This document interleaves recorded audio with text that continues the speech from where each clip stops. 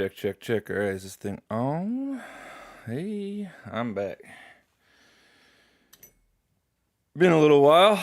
I'm gonna get some work done today. I've been meaning to get this done for weeks, and we're gonna get it done today. So I'm gonna continue working on my Turbo Express, but this is not a Turbo Express. This is a PC Engine GT, and same thing. Just this is the Japanese version.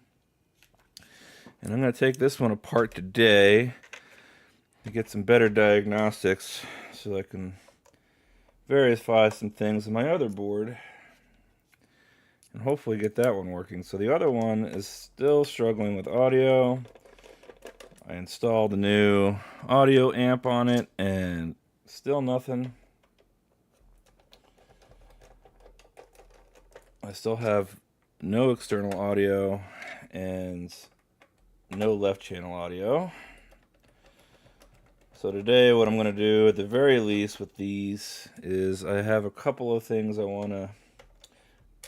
need to check where a specific capacitor goes to, because on mine the pad is apparently now gone and not connected. So we need to figure that out. And then I'm going to rearrange some capacitors.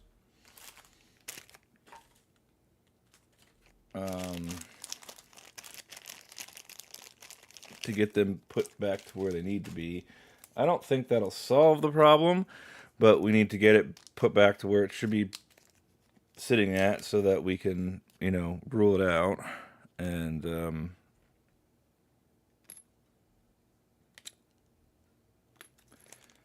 so that's the goal today with that. I don't really foresee myself actually fixing it, but I can at least get some things put back together, and that way I have a better baseline. And I know for a fact... Wait, did I miss 2 screws? I did, okay. I thought there were 4 screws up here. Anyway, this thing is in literal pristine condition. I bought this one specifically to resell.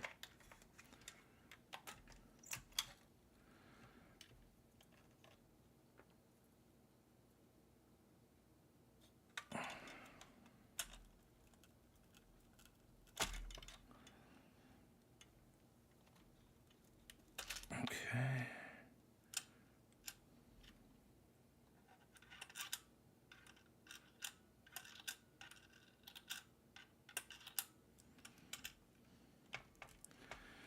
This does not want to come out for me. There we go. Got that guy. And we got this guy. Okay. Then I can put them in their little baggie here, and that way keep all the screws together. This one actually, the Turbo Express I have, the battery cover is broken. This one is not. My buddy did actually send me a 3D printed battery cover for the Turbo Express, so I'll have that. I didn't think that was going to work, but it was worth a shot.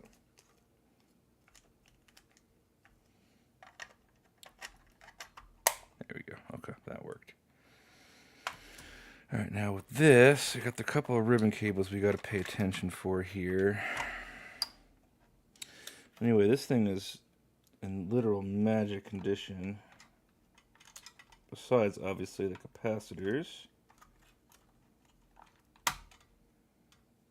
All right, so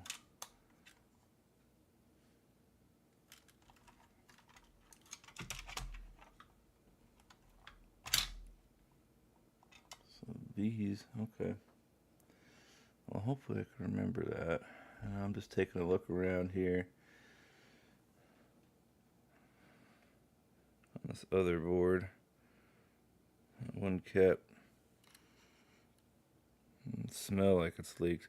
So as we know, with the ancient handhelds, the capacitors on these things are freaking ticking time bombs, and that is really not much different with these.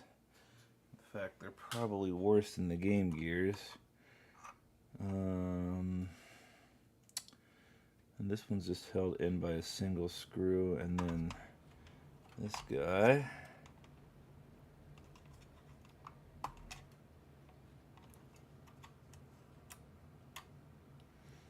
Okay. Now I'm not going to be recapping this one today, although it does need it. And the whole goal today is just to do some continuity testing on this board. And then we're going to make the appropriate changes on my Turbo Express if I need to. Now, for anyone who's here for that Turbo Express recap, you remember that I lost a pad on one of the audio capacitors, and I thought it would have been okay to just share it around with something else, but later determined that is not really the case.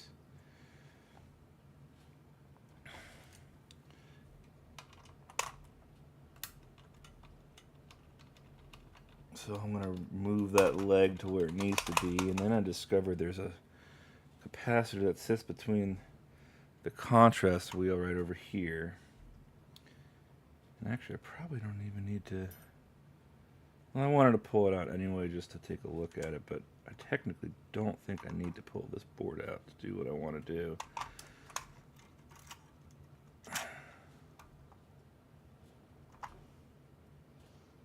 Yeah, it looks like I am legitimately the first person inside this console, which is a wonderful, wonderful thing.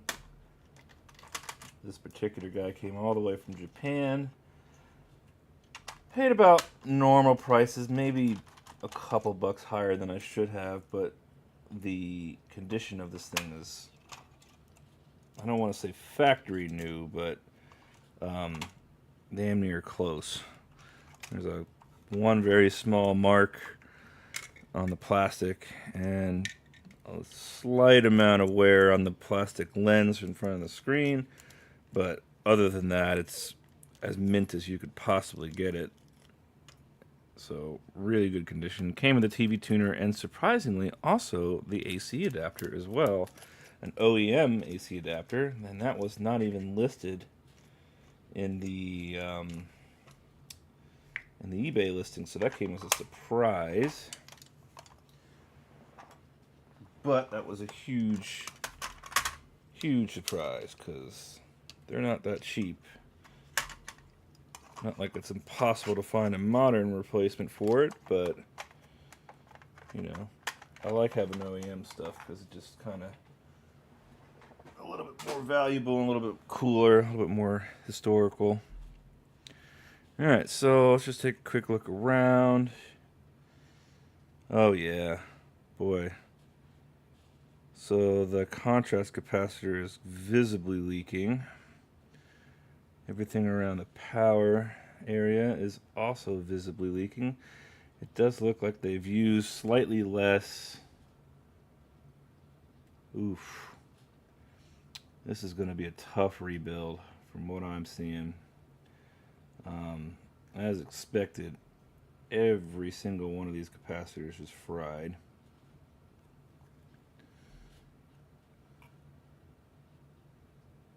And leaking everywhere,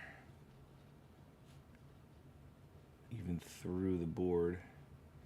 So that's fun. Let's get it under the microscope here.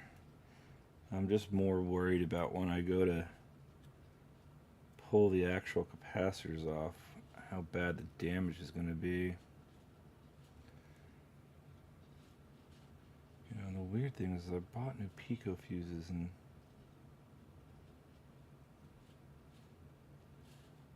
can't find them. Anyway, let's get this under the microscope because there's some things that I wanted to look at. And we'll start with that first. So here's the... let's see if so this right here, that C702.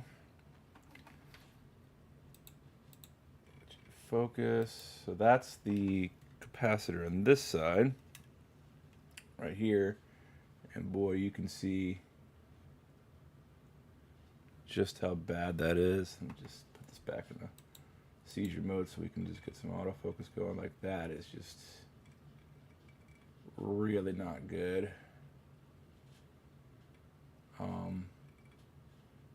I actually, let's just start with this, I think, and see if maybe we could figure out if it goes anywhere.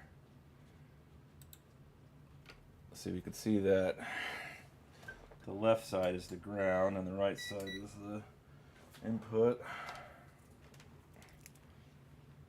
And so we'll just do some continuity where it beeps before I make contact. Let's just see if we can find. Yeah, so that's still connected to ground. Now, is this connected to anything in here? So nothing here that I can tell. You can see it. It's literally gooey.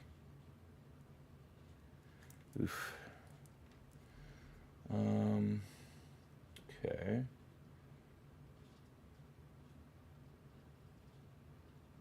Okay, so let's flip this over. So I'm pretty sure.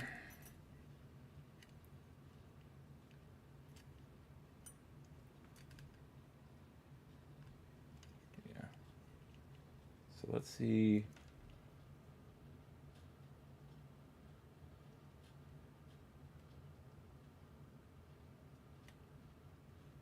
Is that supposed to go to there?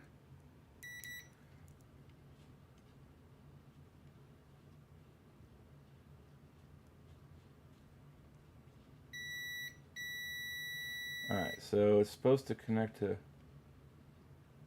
No. Wait. R706. Where does R706 go to? That's a 0 ohm resistor. Oh, so that goes there. There. This, I'm assuming, goes to there. Okay. So let's just take a look on my board real fast. This is going to be fun because this thing looks like a giant mess.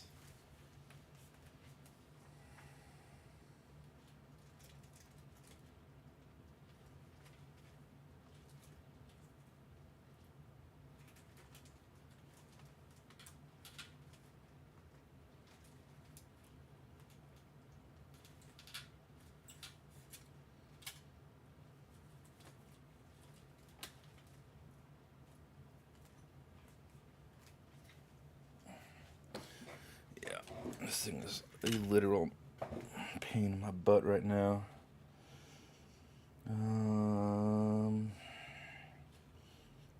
Okay, so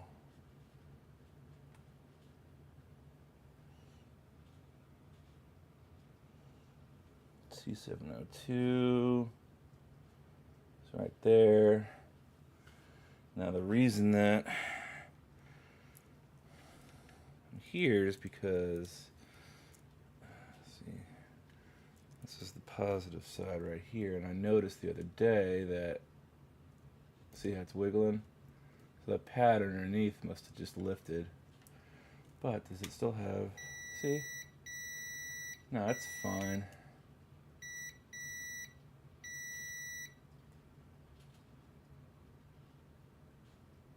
Maybe. No, see, it's not fine. So that's fine, that's fine. That's fine. But yeah. So that's got to get redone. We'll just probably end up just running a jumper wire from either from here to here, which is probably what I'm going to end up doing. I'll just take like a capacitor leg or something and just go to there, and that should keep us good. It sort of connects. Could explain why I was getting all that weird screen flickering I was seeing at one point. But yeah, it's obviously not a consistent connection. I have to kind of push down on things. So I could try to just reheat that, but I'm thinking I'm going to just jump it because it'll be a more solid connection for everything. Let's just grab this back out the way now. I'm keeping everything all attached to make troubleshooting easier. Now, alright, so now I wanted to do some resistance measuring because, you know, I don't think that it's wrong. Let's see here real quick. Just felt like the resistance was pretty low up here. Now, see, that says 47 ohms. And then I bet you when I plug the speaker in, it's going to be...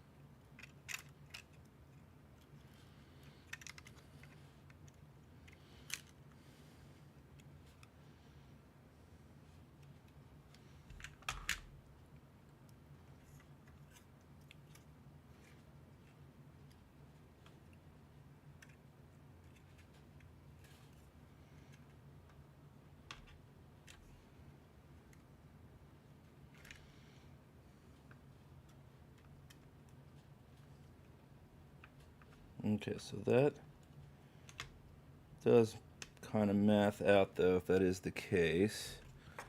So now we've got the actual speaker hooked back in. So when I go to remeasure this, it should drop down to, I think, probably like 8 ohms or so.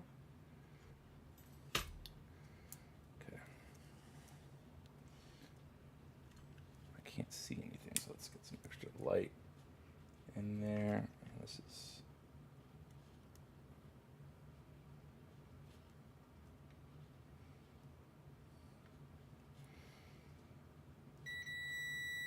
Yep, 6.6 ohms. Okay, so that's fine. That's kind of what we were expecting, because the speaker, when it's connected, is only a 6 ohm resistance. So, and that's what's on that line. So 12 is the ground. So right here, pin 12 on the far right. This is the ground, and then this is the speaker positive. Now, going over here, unfortunately, because the shielding is on, I legitimately can't get to my audio IC, the audio amp. But boy howdy, that looks bad. Let's see here. This should be... not connected to anything, and then these two.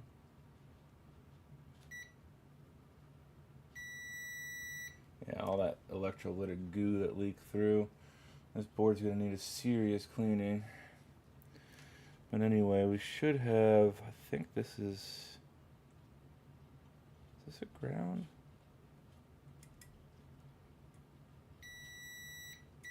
Alright, so that's ground, so 47 ohms, yeah. That should be... I could have sworn this was speaker minus.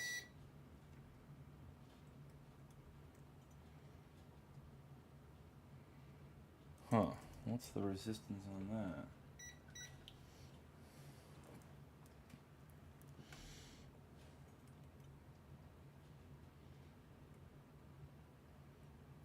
.2 mega ohms. See, yeah, see, I've got a short somewhere on my board. Then, that's what I thought. So this is like not going to be, well, I mean, I guess it could be if I don't have the cap. But see, this is measuring in the mega ohms, and then when I go look at my Turbo Express, it's not going to be the same.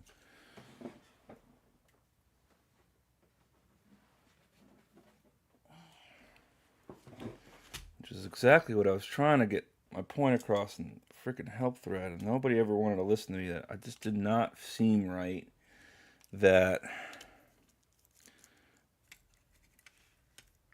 Yeah, so I think I've got a short.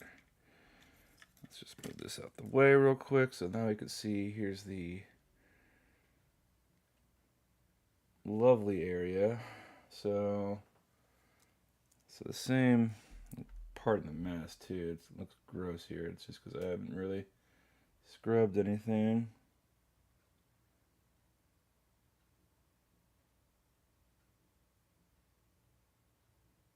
Okay, so no, that is measuring the mega ohms.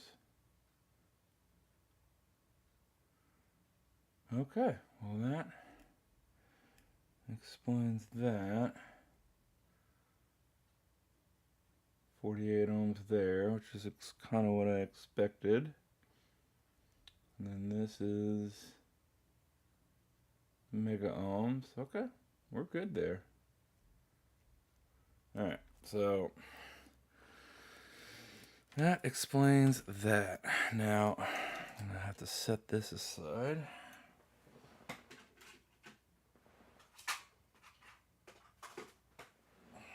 Okay, so you're going to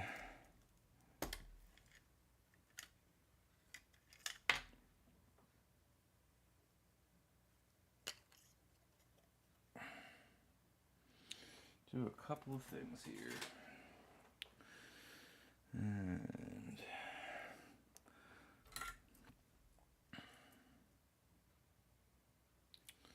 first things first, we're going to fix C702. I don't think a reflow on this is going to solve that, but that's okay.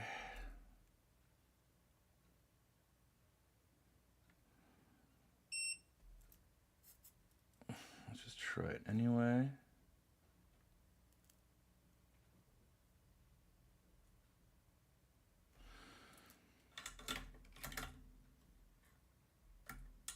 But I think it is just literally just not. I think that pad just kind of just came. Yeah. Yeah, it is just not attached to the board whatsoever anymore. So we're going to need to jump that. And I'm looking, I could probably just use a little bit of wire in the meantime.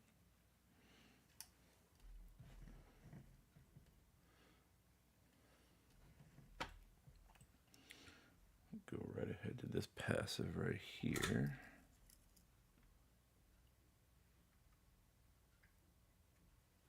Just like that.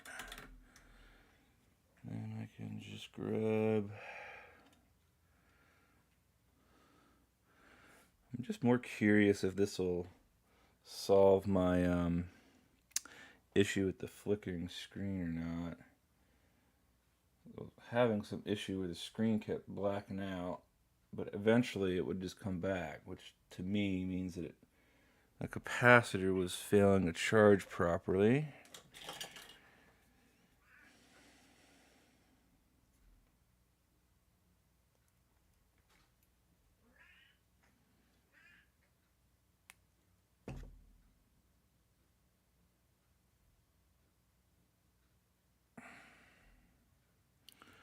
Now, I'm gonna just go ahead here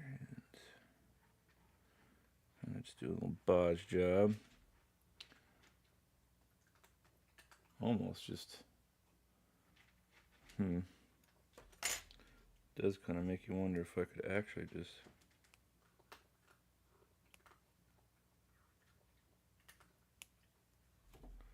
that might be enough right there. Let's try that. Just need to make a connection.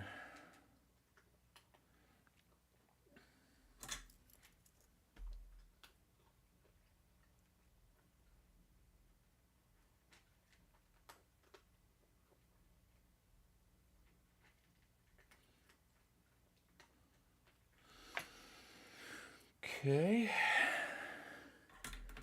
Now, I'll go do a little bit of continuity testing here. I should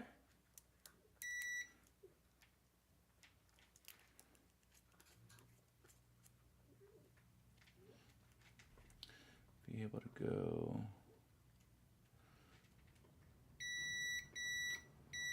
Perfect. Okay. So that is connected fine. Now I can actually just snip off the rest of this. I'll have to come back in later with some conformal coating or something. And then that way, and that needs to be a little bit more solid, but the legs should be fine now.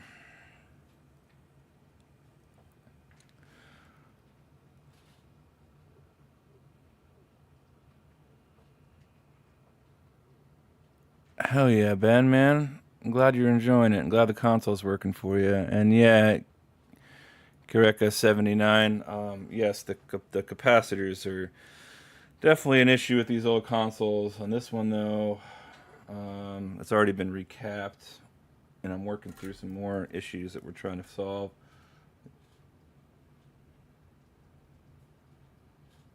Is that better? That feels better. Okay.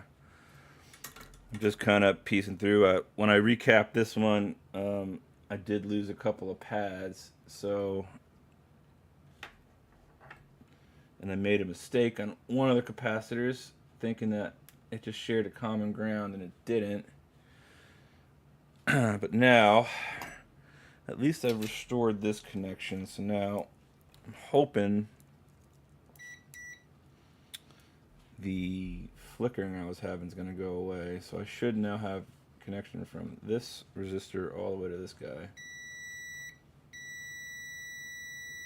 Yep, perfect. Perfecto. Okay, so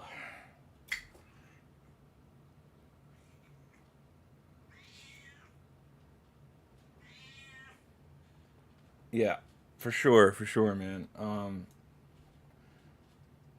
You're not wrong. But on this one particularly, and I'm gonna I got a couple of these leads kicking around that I want to get rid of because, well, I guess they're fine. So I was having some flickering on the screen with this.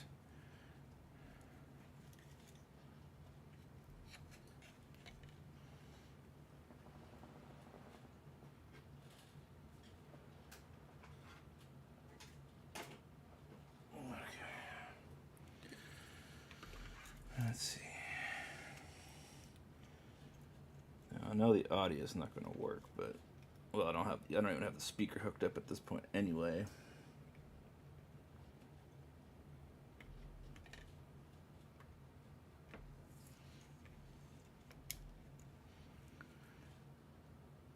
Okay. So the flickering really didn't start showing up until I could still see that there's a shimmer going on. I'm not very happy with. I still think it's going to be the same problem. It's going to play the game for a little while, and then you're going to start to see the screen black out. Yeah, there's an issue somewhere. There's a lot of screen shimmer. Let's see if it happens. It looks like it's about to start happening. Yep, there we go. God dang it. Alright, so it wasn't that. The weird thing is if I let this play long enough, it'll work itself out. That could be a potential issue with the C-Sync. But it's like once it warms up, it's fine.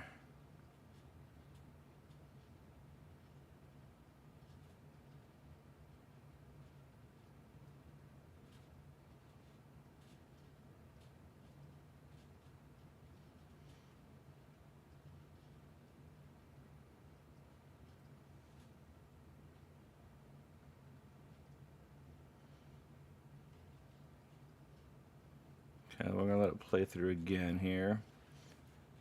Because like right now, after it's already gone through it, I could still see all this screen shimmering that I'm sure wasn't there before. God dang it.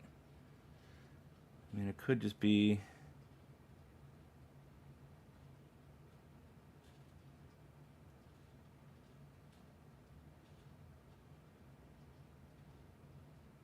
Yeah, see, it's fine now. Let it keep playing through.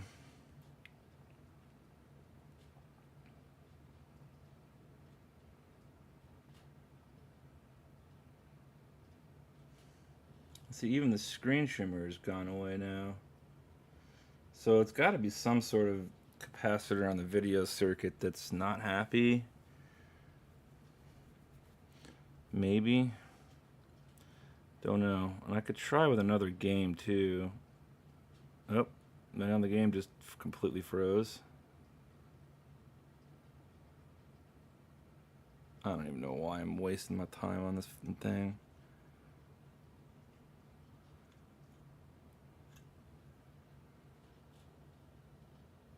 Weird. I've not seen this happen before.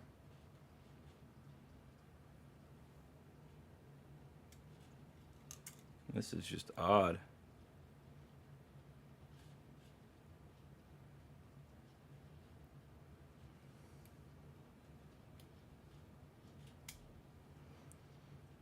It's fine. It's gonna do the same thing, isn't it? Yeah, see the screen shimmer's back.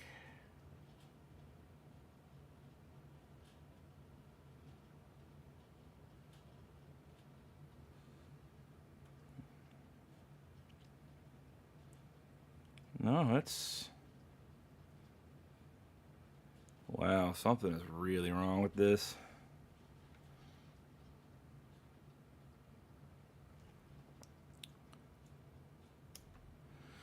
Well, this is looking more and more to be a lost cause for me.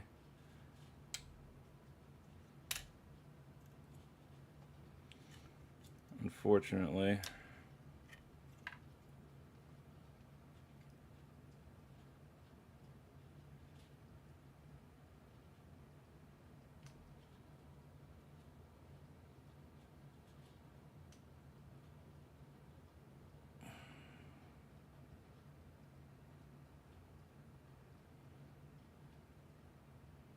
Look at that. Just bonkers how it's freaking dying on me so quick.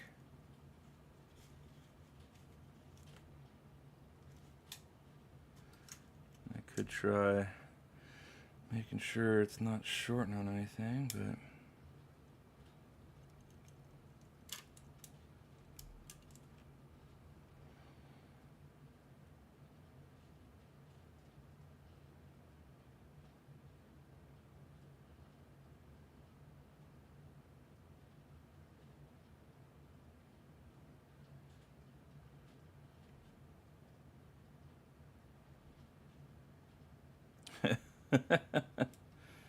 Well, great. Kind of think that's where my journey's going to end with this thing.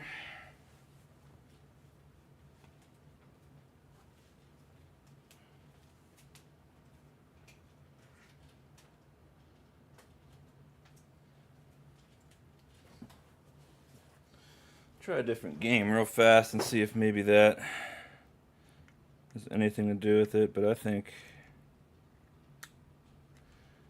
it's just dead.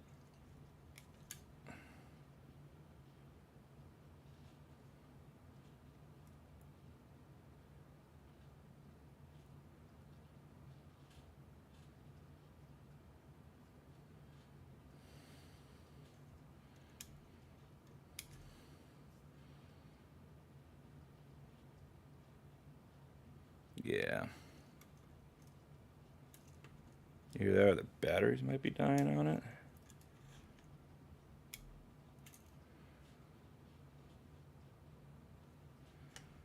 Nah, she's just dead.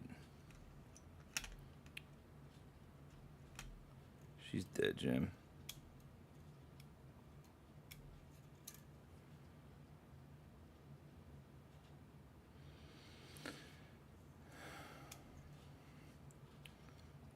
Okay, well.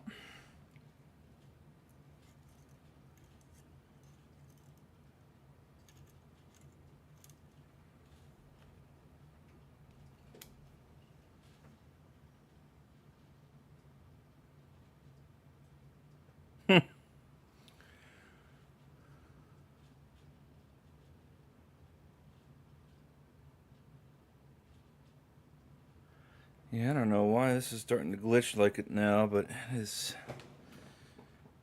She is just a lost cause at this point. So, yeah. Yeah, I just don't know.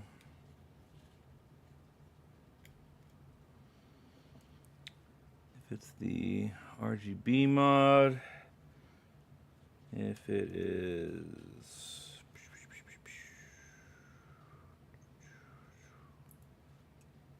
Let's see, things fine there. Fine there. Let's see. So I think it's. We don't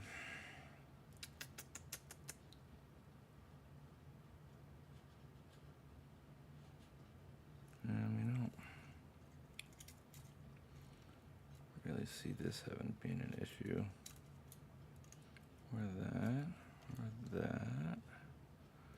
Just letting it sit for a while to kind of drain capacitance here and turn it on again.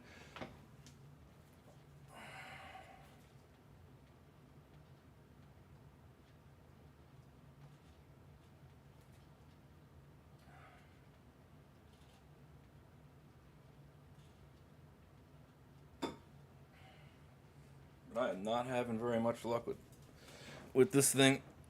Every time I turn it on, it seems to be a different problem.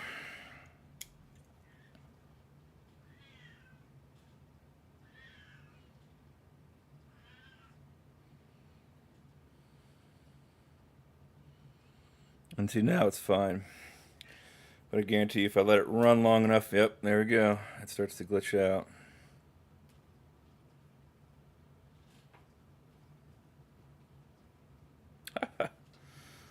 So weird.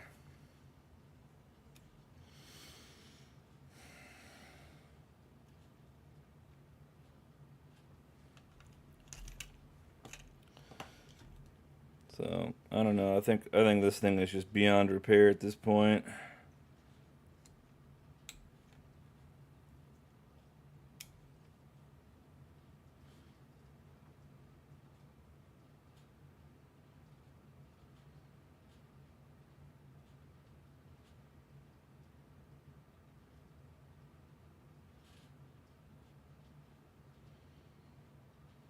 Bonks works fine up until a point.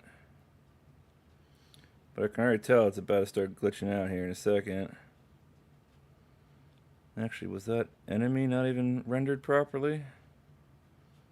Yep, enemies aren't being rendered properly, so that's a RAM issue? Game freezes. Graphical artifact issues. It could be a RAM issue.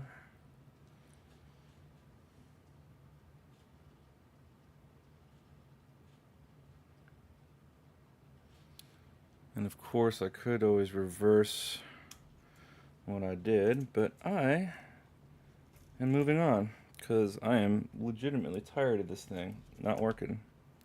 So let's go do something else because this is not getting fixed today regardless. I now have new issues to deal with, which is fun.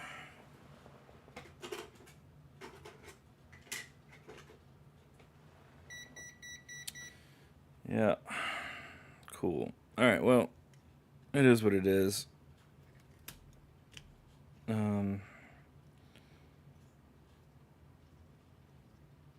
Yeah, unfortunately, I don't know. I don't know what's going on with this now. It just gets progressively worse the more I look at it, so I'm just going to set it aside, and then next week we'll recap the other one, see if we can get the other one working at the very least.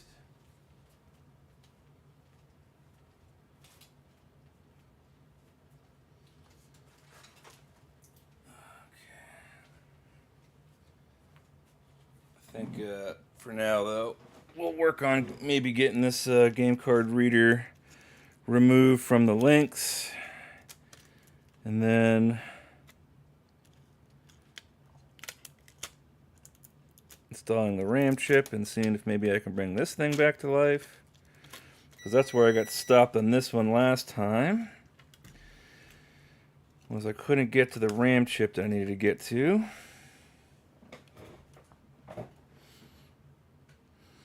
And unfortunately I had to call it a day. Now this time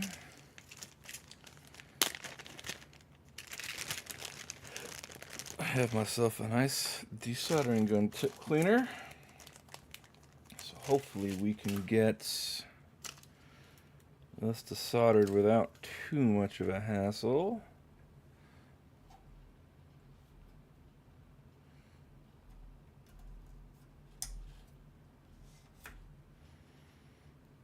Okay, so we've got basically every single one of these pins here needs to go.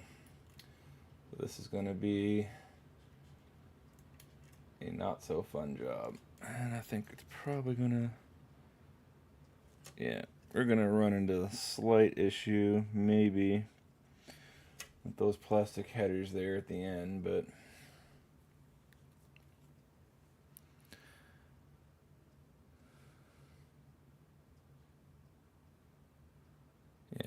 yeah, I know on that turbo it looks like a memory problem, but wasn't there before, so I just don't have the patience to deal with it today.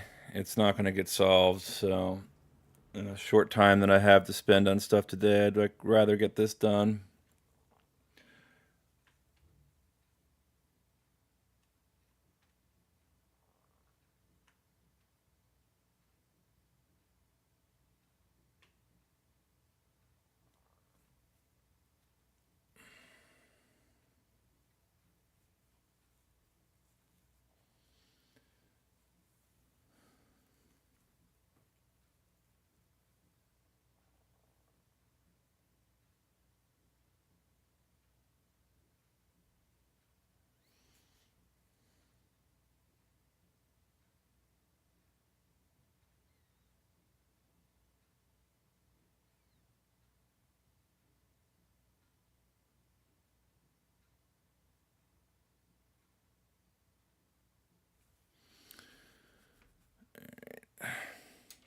Still preheating.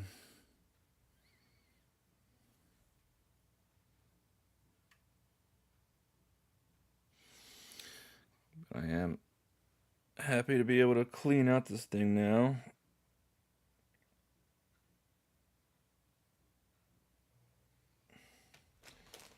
Kind of more, but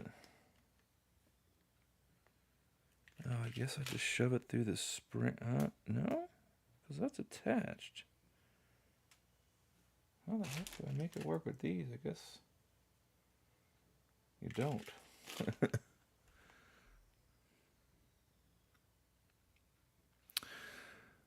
So where are you from, Karika79? I have not seen you pop into my chat before, and welcome, welcome, welcome. I'm sorry, I'm a little distracted, a little upset about that Turbo Express. It's been literally fighting me for months now. Every time I look at it, something new seems to pop up. This thing takes freaking forever to heat up.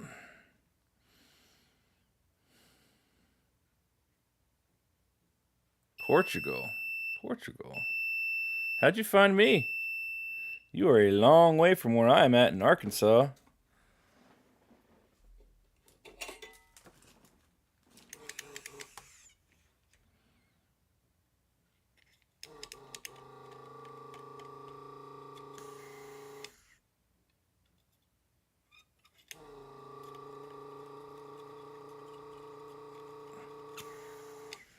Okay. Let's go ahead and try to...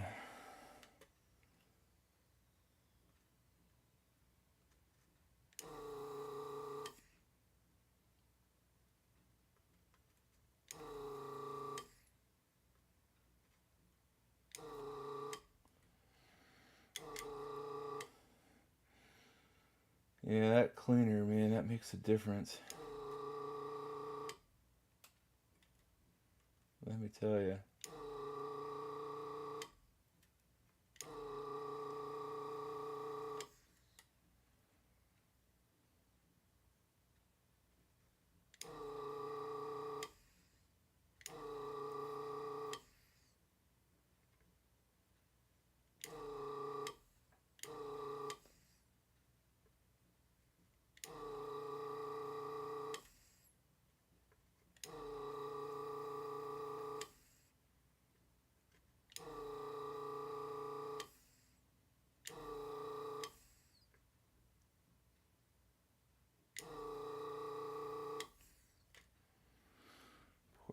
Portugal. Yeah, that is quite a trip from where I'm at.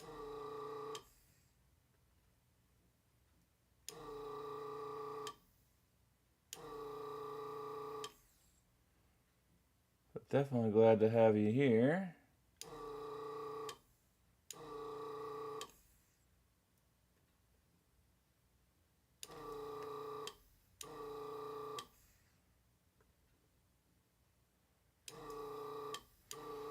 So the problem that we're having with this Lynx board is one of the RAM ICs is dead. And so in order for me to replace that RAM IC, I have to pull out the cartridge reader because I can't get to the other set of pins on the RAM IC without getting this thing out first. Now I'm guaranteeing you I'm probably going to have to go over this again.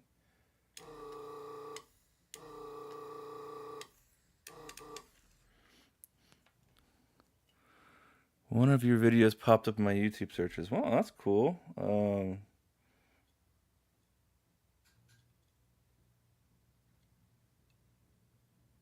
I do a lot of work on switches mainly.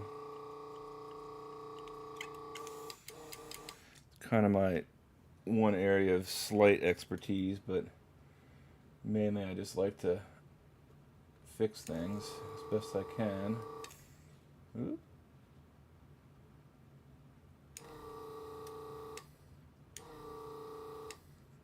There we go.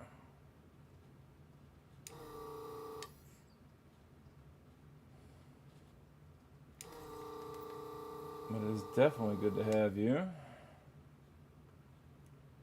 What time is it over in Portugal? It's got to be like late evening, right? Hope you're having a good evening. If so,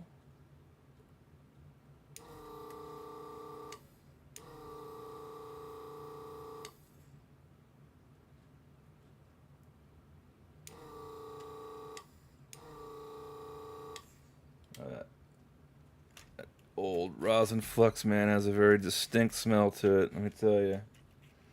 Alright, so now I'm going to approach it this way because of this plastic connector I've got up top, so I've got to be a little bit more mindful. I apologize for the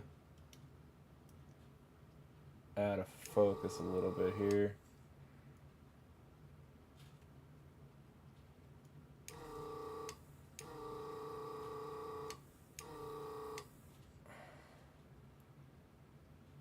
See, this is the problem with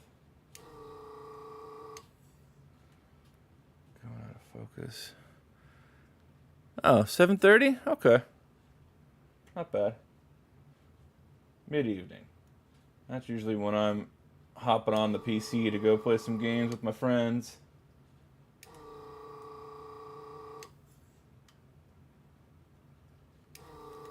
I have a good sneaking suspicion I'm gonna have to come through with some solder braid and clean most of these up, but this is actually doing a pretty good job today clearing the bulk of this out.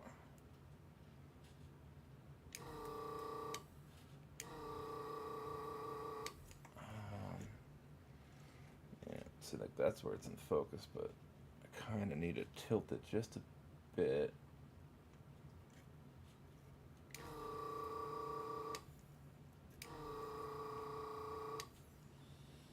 Okay. Last row here.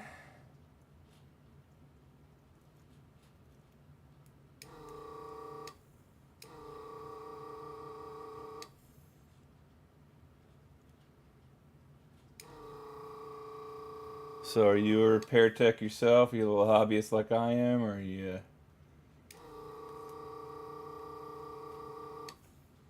just like to watch other people destroy perfectly good electronics? I'm pretty good at that.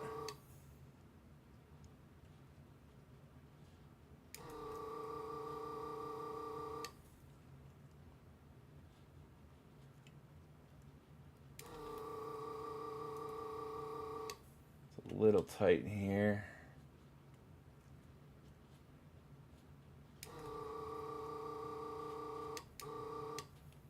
Alright, so let's give everything a quick little wiggle test and let the board cool down some so I'm not stressing it too much. And the connector definitely feels a little, well, it's screwed in as well. I'm going to pull those screws out. But we're going to wiggle each of these pins as best we can. So you can see like that's not wiggling. That's sort of wiggling. Sort of. But this won't, well. So I just have a feeling I'm going to have to come back in with some solder braid or something, because yeah, you can see like how all these pins, they just like to stay soldered to the edges, and I've got not a, should expect to see a decent wiggle when they're completely free. Now if I pull these screws out,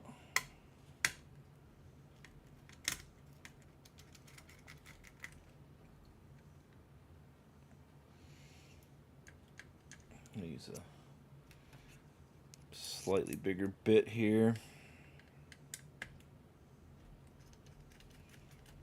Okay, and then just so I don't lose track, I'll throw these screws in the ram bag.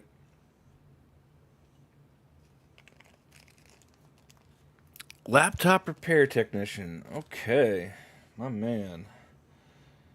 Never did enjoy working on laptops. Finicky little buggers. But definitely a very needed profession. I'm more of a home hobbyist myself, although I will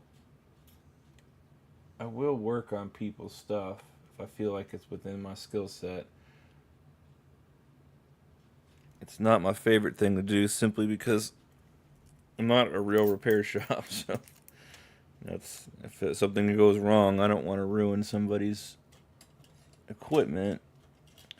Thankfully, I haven't really had that happen yet, but I've had a couple of close calls.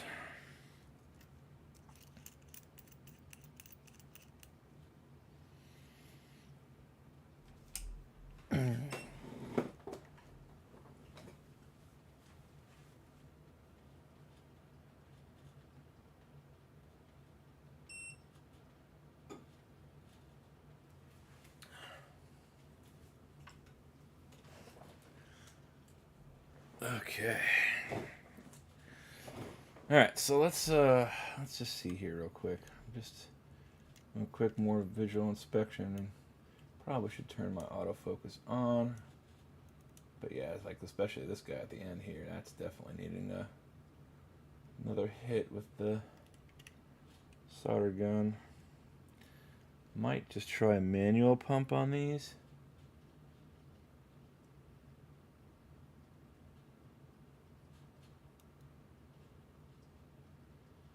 Because I think anything I do here is just gonna kind of make things worse. So like, yeah.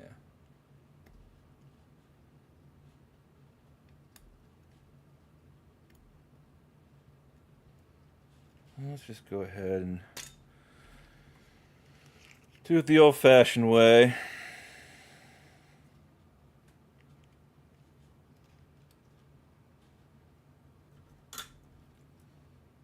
Sometimes A little bit of solder braid's really all you need.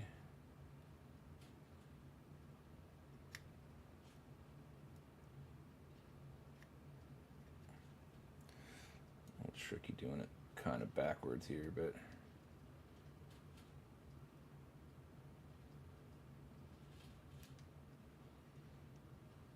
so let's see if that's even being effective for me. As I burn my fingers off with the braid. It's not.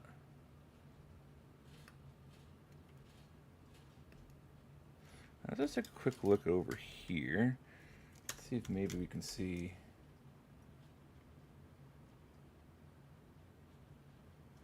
Yeah. Do gotta be kind of careful.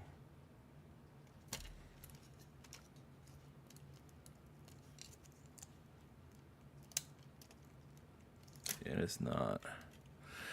Yeah, I could use flux. I mean, I get that, but I try to when I'm using this soldering gun, I try to stop myself from using flux as much as possible because it gunks up the freaking gun. But you're not wrong. If it comes to it, I'll put some flux in and see if that'll help pull. Oh, okay. So that wasn't even just solder on the board. Sometimes just coming back and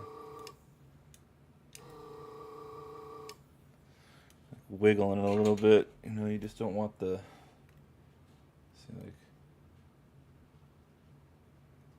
there's like just a little bit of solder on these damn legs. That's.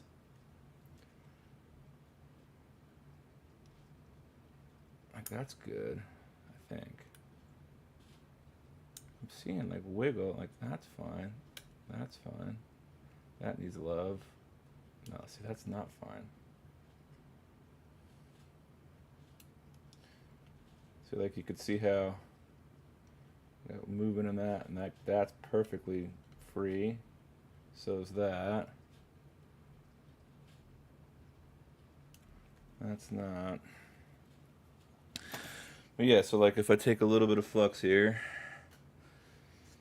Let's just try. We'll add some flux real quick. And then try the wick again. Prefer the pump, honestly. The wick works for sure.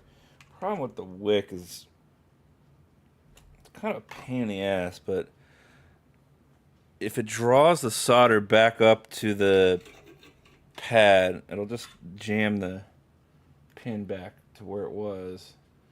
I definitely use this a lot. It just, man, when you're dealing with this many pins, it's such a freaking pain. But no, so we can see how we got the thing to wiggle. And then if I take a look, is it still wiggling or did it solder back? Okay, we're good now. Sort of, maybe. Feels like it's a decent wiggle. That's good. So yeah, well, we'll just keep trying, I guess. Yeah, but see, this stuff is so ancient. I mean, I could do. That's like my last resort, because then you're just doubling the workup. You know what I'm saying? Like,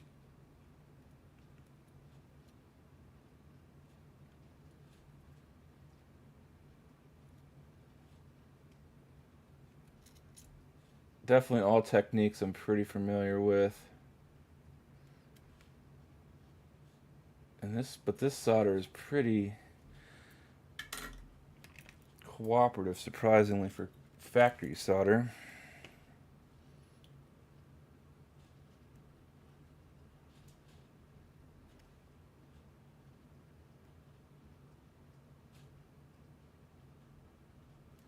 But because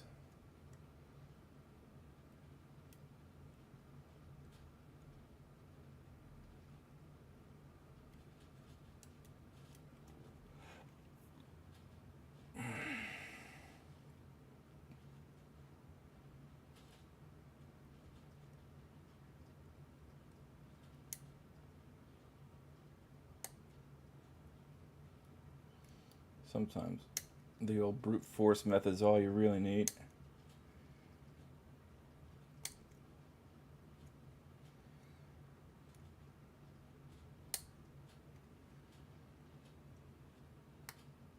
not my favorite way to do this, but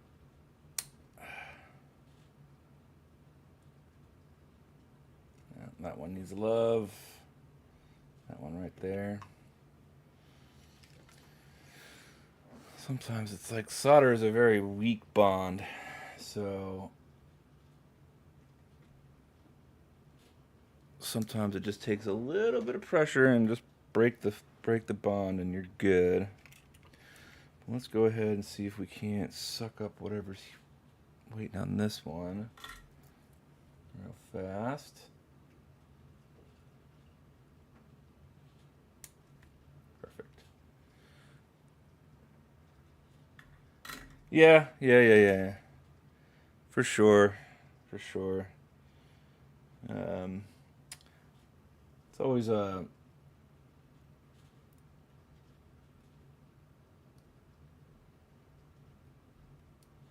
kind of a last resort. Sometimes, though, when it's... There we go.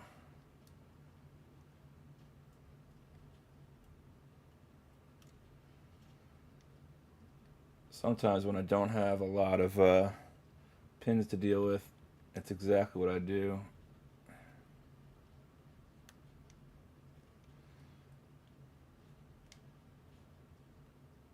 And these last guys. This one right here too. The other thing I like is this guy right here. My little pump. Flux is my best friend. You are not right. I'm sorry, you are not wrong. Man,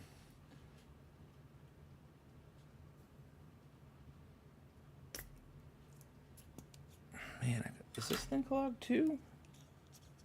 Really? Come on. It is clogged. Look at that.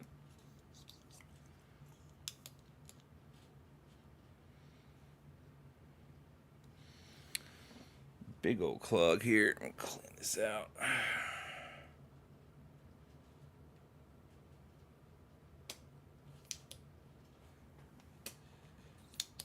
Okay. We'll clear this guy out too. Probably should have snipped the silicone a little bit tighter. But the issue with using a lot of flux on desoldering jobs is it always, unless you're using just straight wick, it tends to like gunk up your pumps pretty quickly.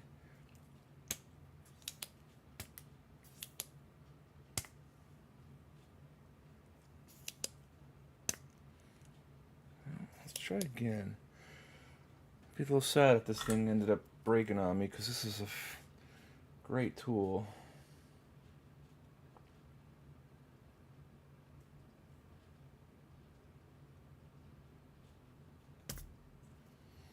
Okay. Now, did I just make that worse or fine? Of course, I can't even. Yeah, see, all I'm doing is just resoldering things.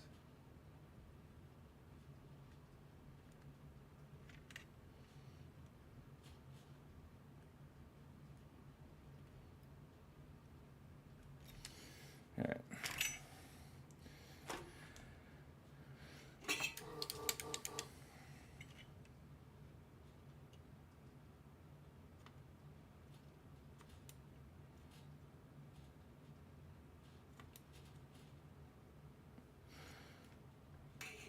Let's see, is that actually doing anything for me here?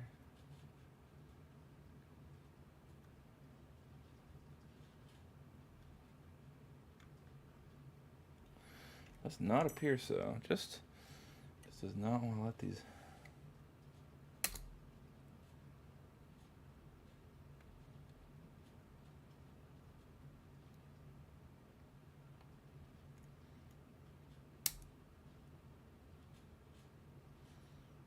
Can't bend these too many times now.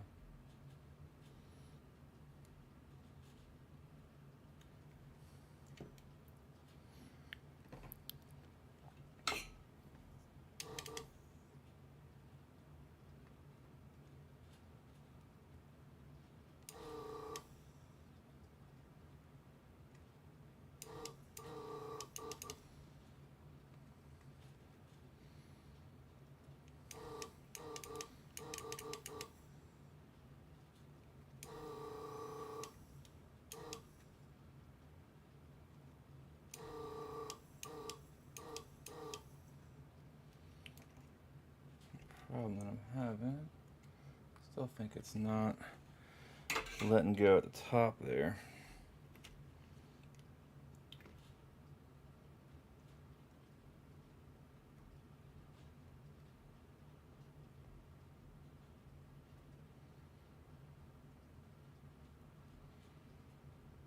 Yeah.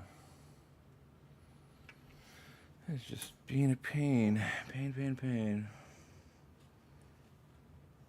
Yeah. That's just...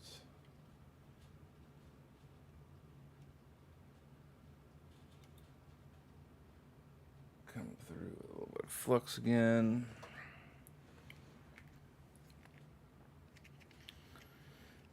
Issue that I'm having mainly is that residual solder's in the middle of the pins here, so it's kind of hard to get the braid to cooperate.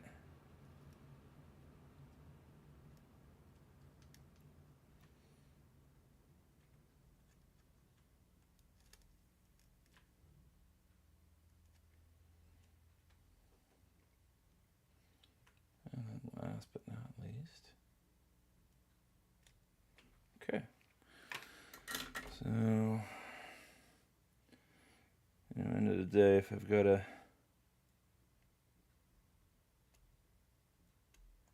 that's freed up. That looks like it's freed up. That's freed up. So is that. So is that. Okay.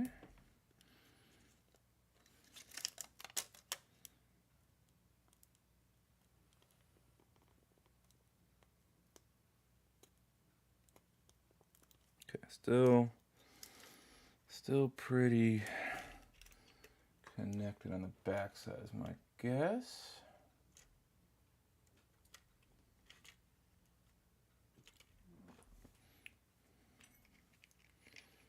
So let's just maybe get my... there we go. Now I can see a little bit better. Okay.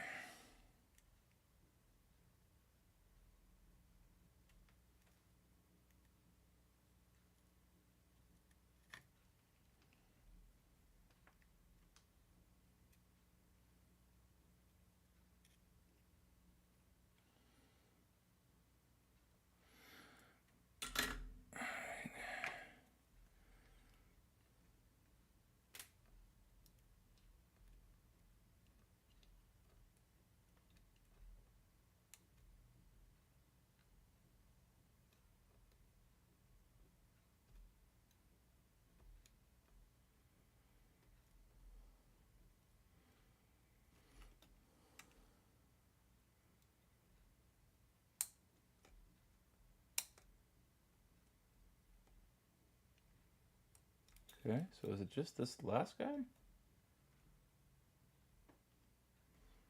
Okay, maybe he's hooked up. Okay. So that pin, that guy's fine. That guy probably needs a little bit of... no, he should be okay. So this guy is really the only thing I can see that's really giving me a headache here. Let's go ahead and get you fluxed up.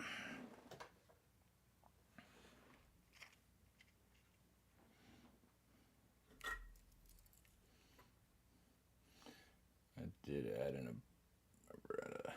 bridge these two to force the system to always think there was a cartridge was installed to make my testing easier. So there's definitely going to be some extra solder on that guy. And then still does not want to... there we go.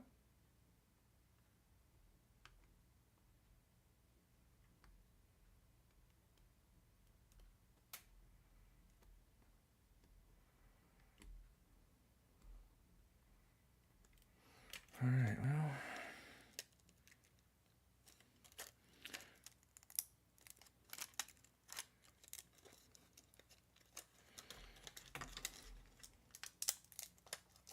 okay, we got that out the way. Now,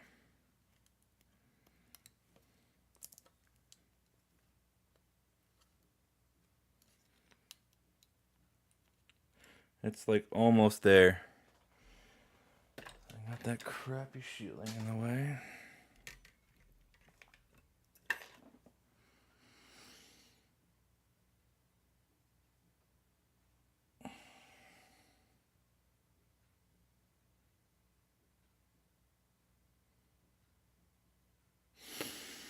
Okay, so we gotta figure out which ones of you are still not happy here.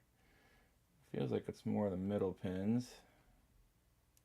Yeah, like that guy right there.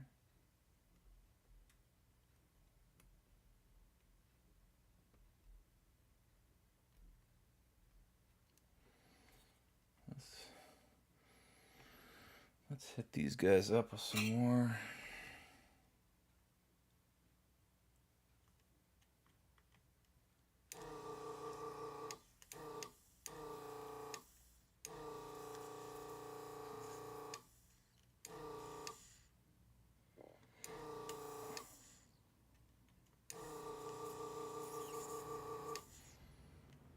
It's like I could see the solder, and that's like, in this case, like right here, this is probably where I would definitely apply the fresh solder technique.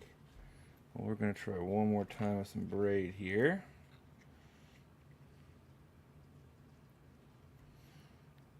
I think this guy is going to be the first one that I'm going to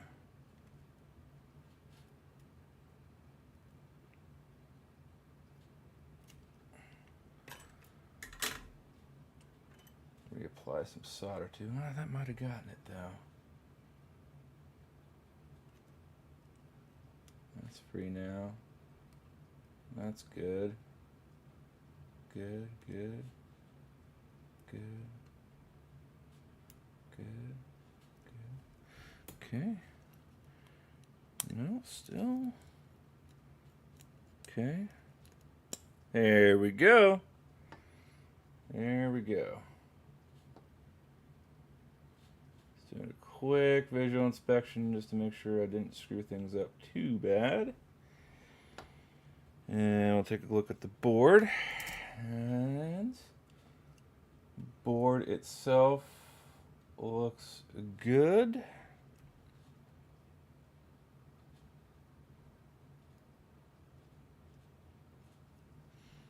And that came through like this, right? Yeah. Okay, and on the back of the board, just making sure didn't really take any pads, and it doesn't seem to be the case. Cool. So what we'll do now is we'll get this cleaned up. Thanks, man. Yeah, these cartridge connectors and you know, multi-pin ICs and stuff, it's just extra time, really. That's really all it takes for the most part. It's patience and care. They're never fun jobs, and I'll admit that my desoldering gun, the pump that I've got, the automatic one, is not the greatest in the world, but it works. But you're right. You're also right in the unleaded solder definitely does not cooperate nearly as well as the leaded solder does. So I probably should have been less stubborn and just went ahead and did with it. It's just trying to cram as much work in as I possibly can before I got to call it a day. Now, from what I remember, yes, because I left it so you can see I left these pins unsoldered, but these are the ones that I couldn't get to. So these, let's go ahead and we're going to exemplify Mr. Carrica's technique here, just to show everybody out there what he's talking about, what I'm talking about. We will add in some very fresh solder. And what this does is it lowers the melting point because they use unleaded solder in electronics manufacturing these days due to health regulations. And they have a much higher melting point, and they're just not as nice to work with. So when you mix in leaded solder, like I'm doing right now, it lowers the overall melting point and helps extract the crappy solder a lot easier. So now when I go hit this gun, it might pull up all the way without much extra effort. Although I am going to clean real quick.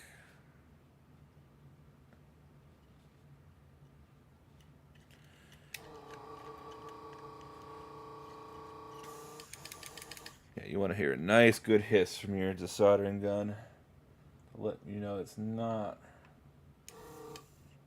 clogged. So the legs of these ram chips don't really poke through all that well. And so on these, you know what? I'm just gonna go ahead and probably end up just fluxing and braiding these because my particular soldering gun does not work very well unless I've got like a defined leg for it to stick out, you know? And these have legs, but they're just not big enough. I think, actually, you know what? I think, yeah, that is definitely needing a little extra solder. So now what we're going to do, add even more flux here. Okay. And we'll take our soldering braid and basically do what we were doing with the other ones and just kind of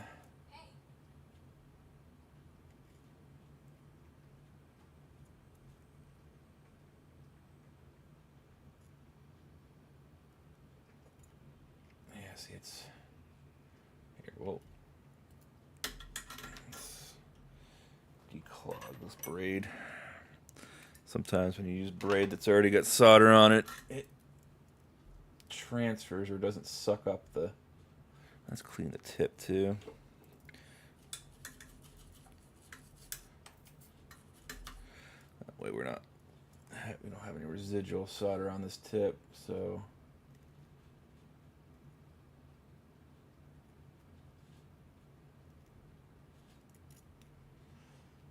Oh.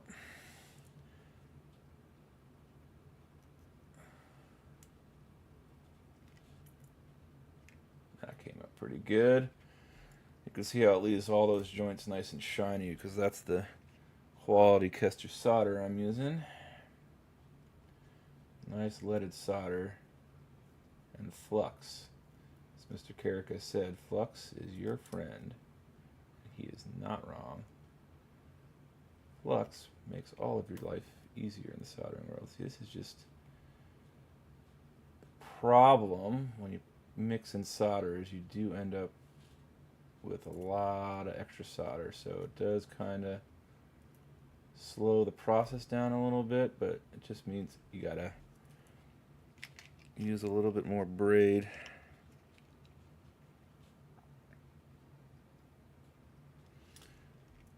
And just take your time.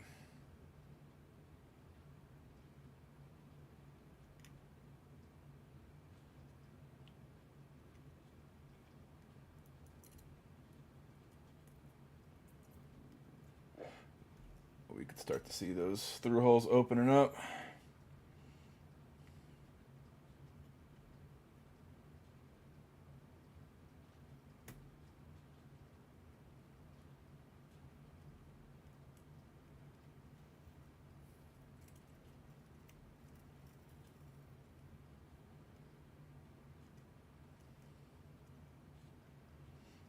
Also see how quickly that braid just kind of clogs up with the solder.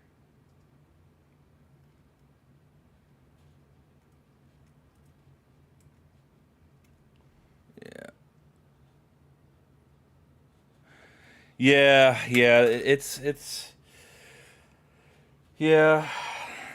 I've not been a very big fan of the automated solder sucker I've got. It works, but I always find myself like it's no matter what I do, I'm usually either gonna be finishing it off with some braid or my manual pump. Oops, did not mean to do that. Okay, come on.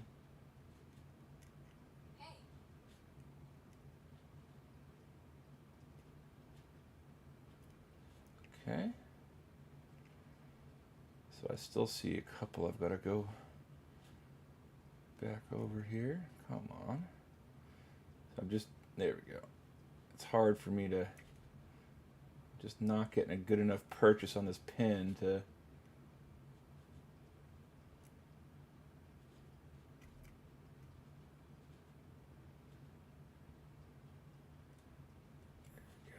that one came up okay. Let's try not burning my fingertips for a couple of seconds here. This is,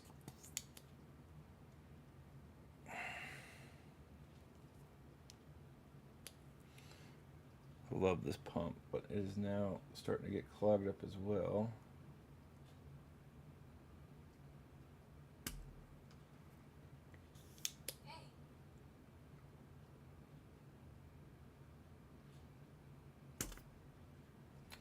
Yeah, it's just not cooperating with me here. Probably gonna have to braid it again. Same thing back here. Like that's clear. That needs love. That's fine. Fine.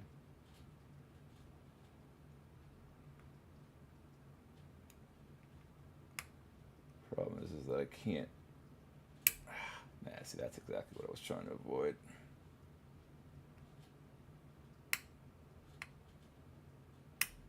Yeah, it's just, ugh, pain in the butt.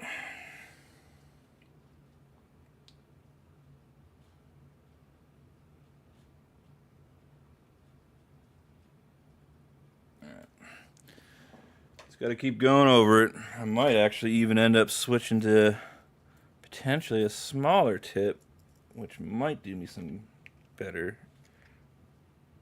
But let us just try this chisel tip.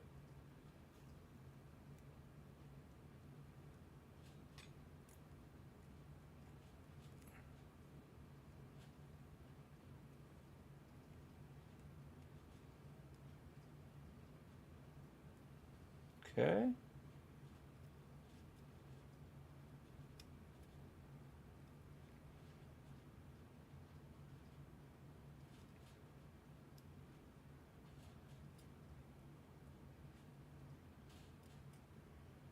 Can't tell if that is. Okay. Alright.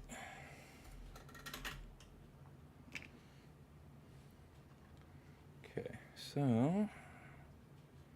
now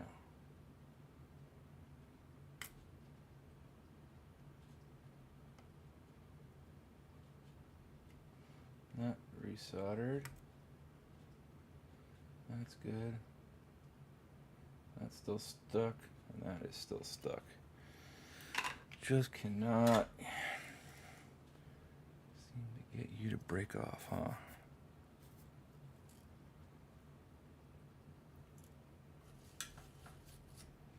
Trying to keep that tip nice and clean too. Nope, see that added more solder.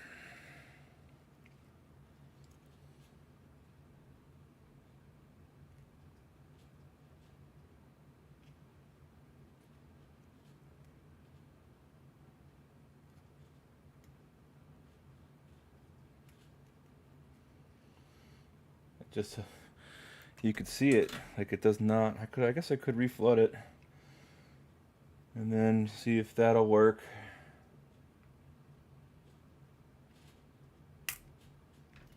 I gotta stop doing that because the frickin' I'll just start using a plastic tool. I mean, it's not really just scratches, but we could see that And that's not moving. That's fine, that's fine. Fine. Okay, what about you guys up here? Same thing, I'm thinking, oh, you're okay. You're okay. You're soldered. Yeah.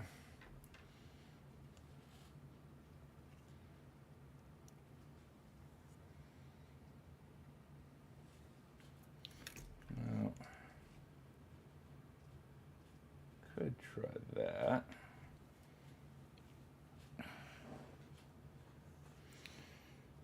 Get it from the top as well here.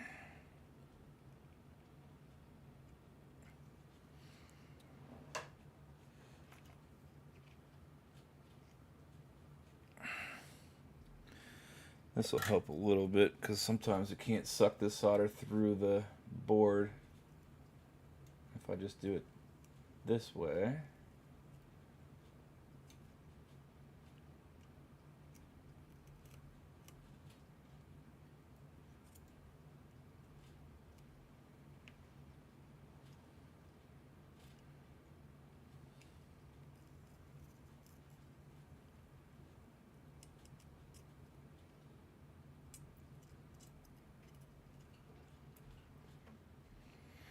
I mean, I can still see how you can still see how that's soldered right there.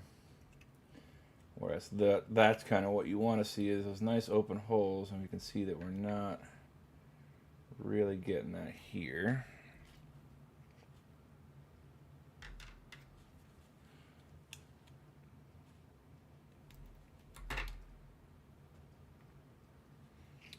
Try it one more time with some fresher braid.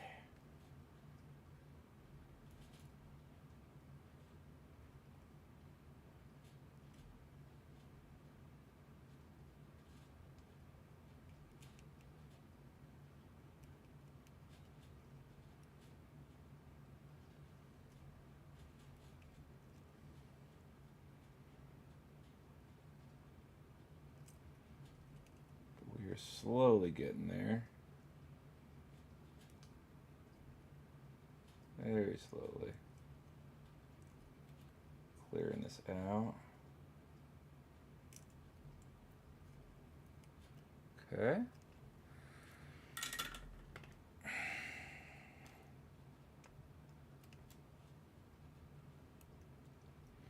If I really just wanted to do this the easy way, I could probably just end up clipping the legs off this IC, but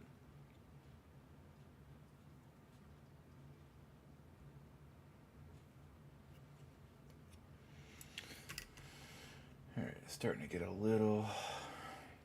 Alright. Getting there. We are getting there. Okay, grab the braid again.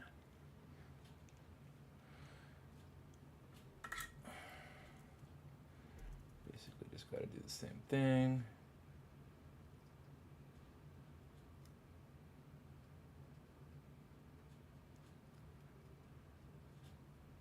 And the hope is more that we just use the heat to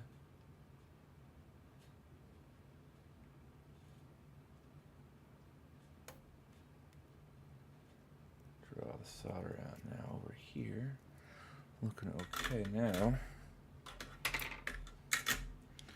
So now if I poke at you with the tool, do you move? Okay. Okay. Okay.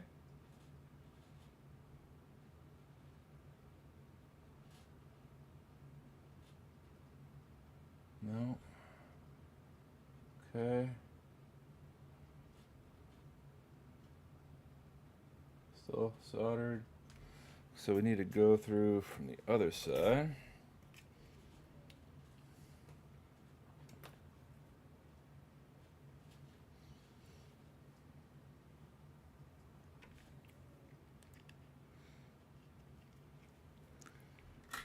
Yeah, I'm not really trying to use brute force, but I'm just trying to see what pin's free, and sometimes you can just, there's just a tiny little thread of solder holding things on. It's just sometimes you can just kind of just pop it off.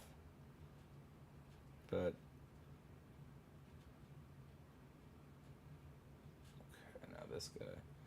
I'm just trying to really mainly get the pins to be in the center of the hole, because that makes getting the rest of the solder off easier when it's not constantly trying to stick back to the side. Yeah, you can see that's good now. That should be okay. I'm really not even using that much pressure here, just a light.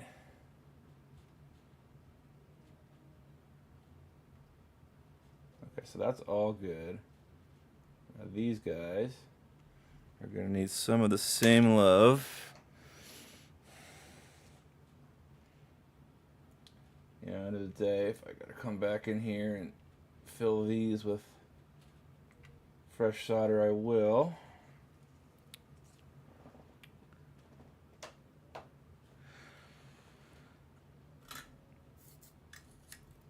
Yeah. It's just everything's just kind of a labor of love for sure. That's what I always say. You shouldn't really have to force anything for the most part, but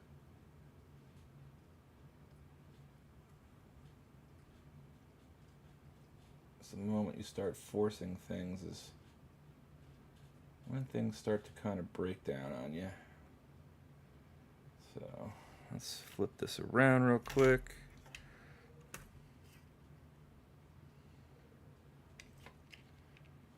Get these guys end here. These guys seem like they're just not wanting to go into the center.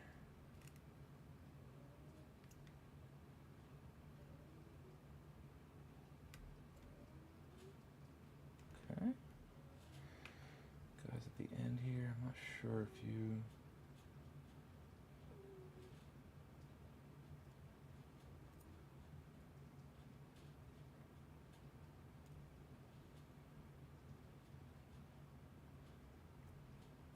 Nope, I just screwed that one up. Okay.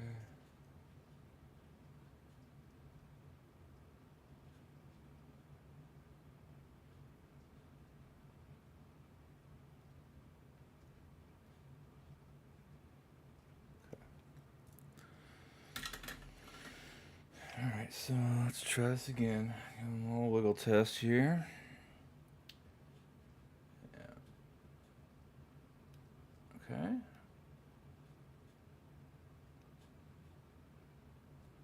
That one's still a little bonded, that's good.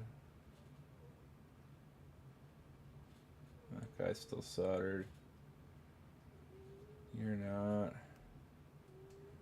You are. You're not. And you're not, yeah. We're so close though.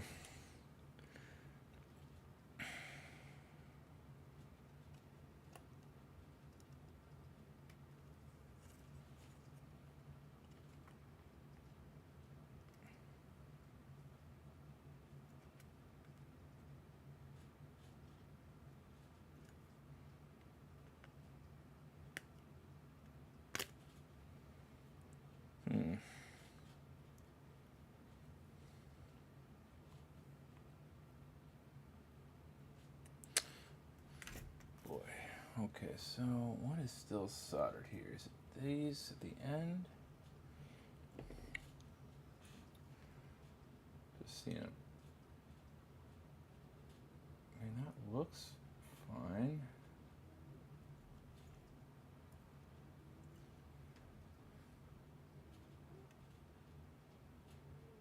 That's not. That one's good.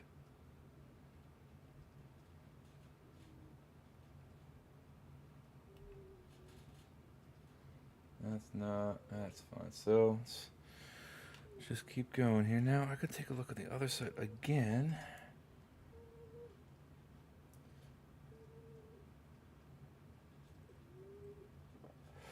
Could.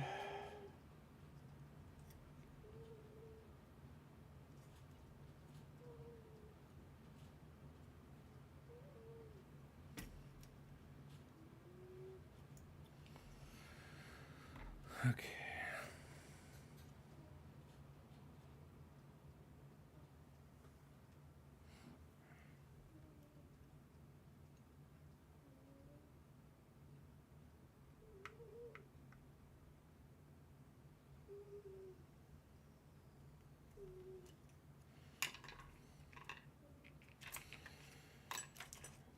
tedious process. Through-hole soldering is easy to do, pain in the butt to remove for the most part.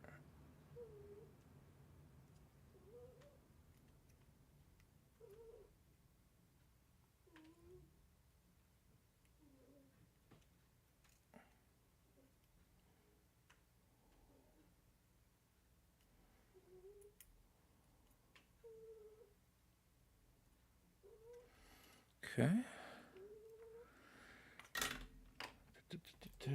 Yeah. The other legs for sure, or the flip side for sure.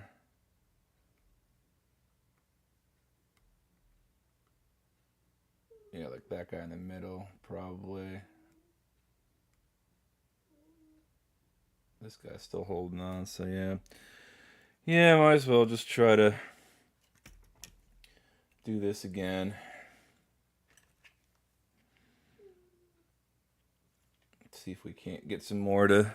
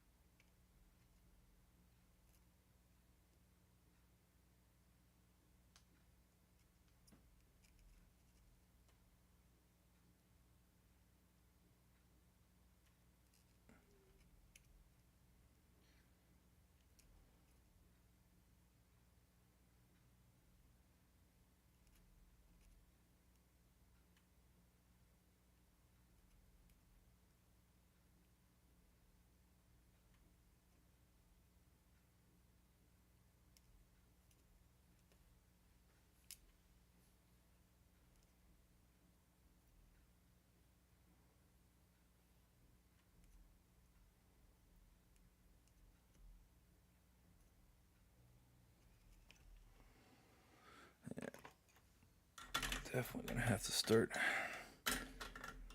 cleaning things up here in a second because this is starting to get a little burny.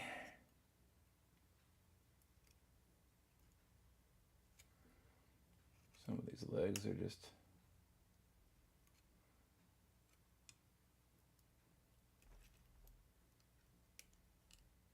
There we go.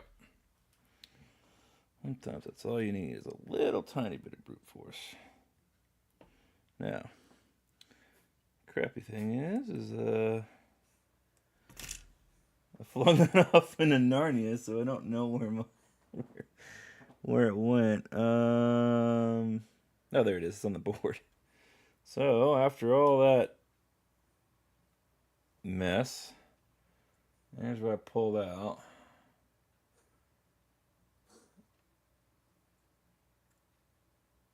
So that's looking okay. So let's go ahead and just scrub it up real quick.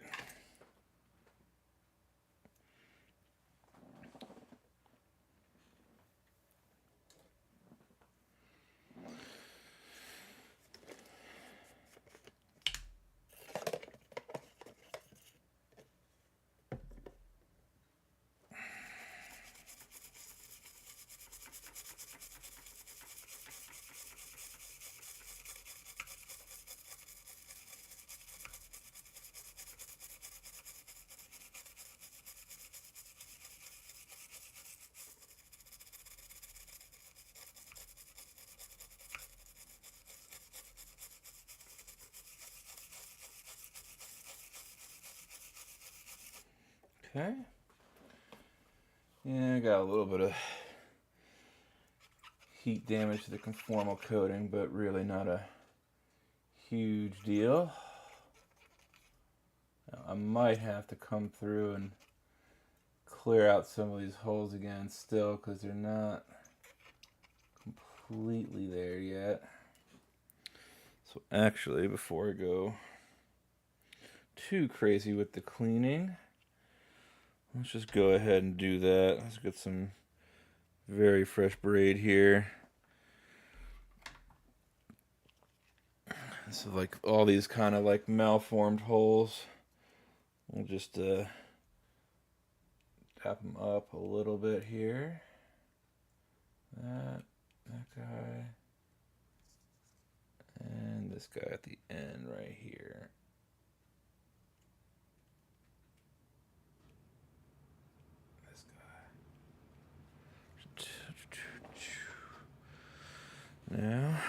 clean the tip with a soldering iron.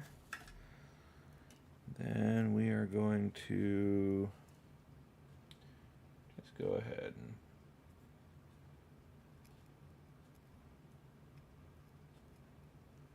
and nice and clear.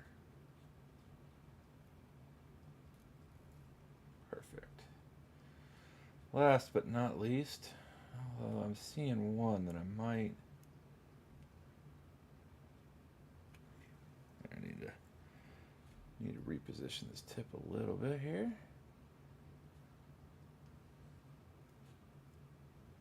Okay. Now let's just go ahead and I think there's just a little tiny bit of solder on the side of these real quick. I just kind of want to clean up. All right. So now we got to scrub again. That's fine. A lot less mess to deal with now.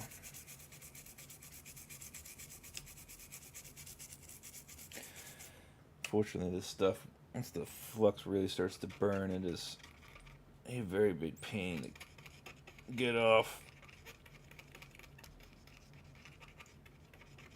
Okay, now the other side of the board is in the same position.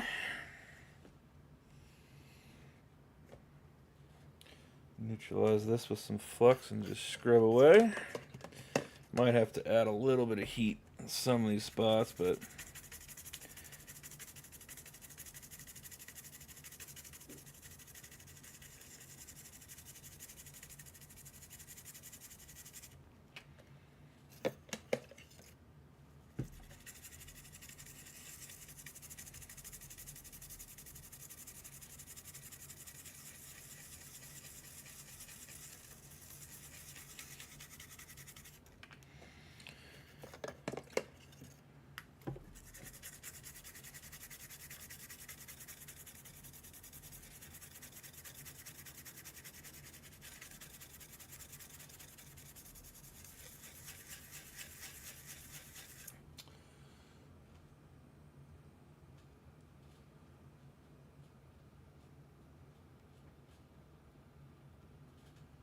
okay. That looks okay.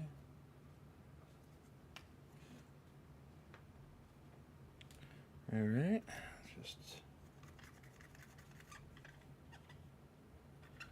around everything here.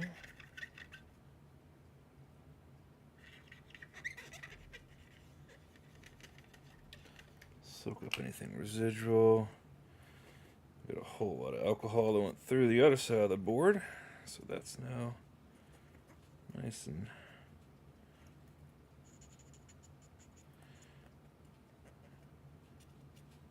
okay. I'll just hit this up with a little bit of warm air here. 115 degrees Celsius just to kind of dry up any residual alcohol.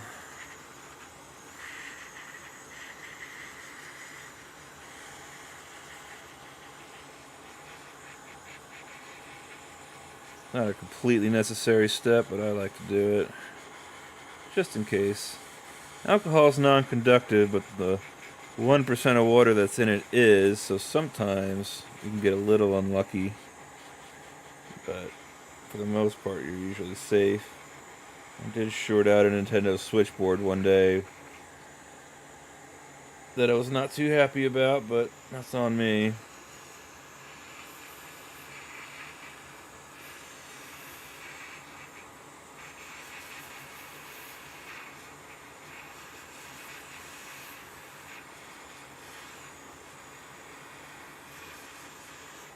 Okay, I think. Just drop the mat here.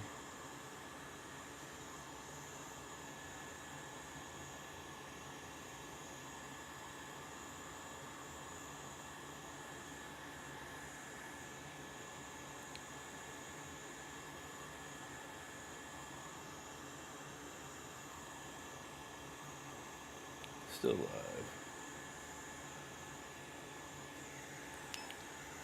Alright. Probably should be using a board holder at some point, but okay. Should be okay though. That is a dead Q-tip. Get rid of you. Okay, so now my RAM IC.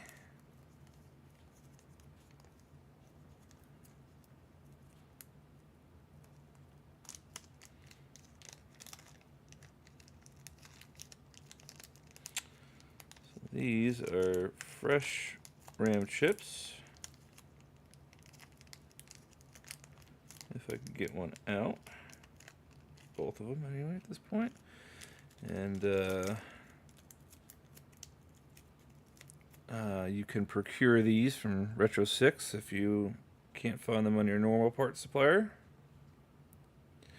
which is who I got mine from.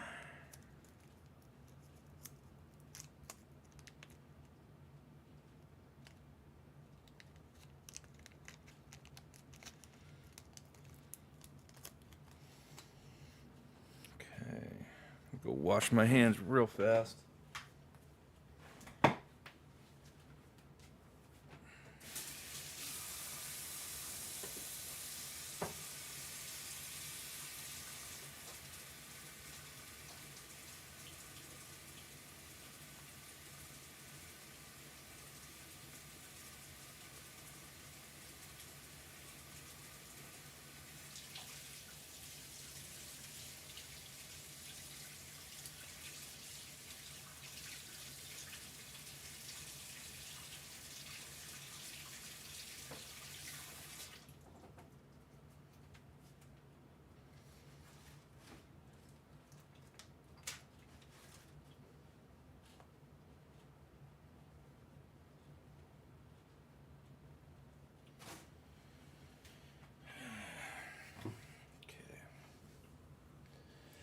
Okay. 99%.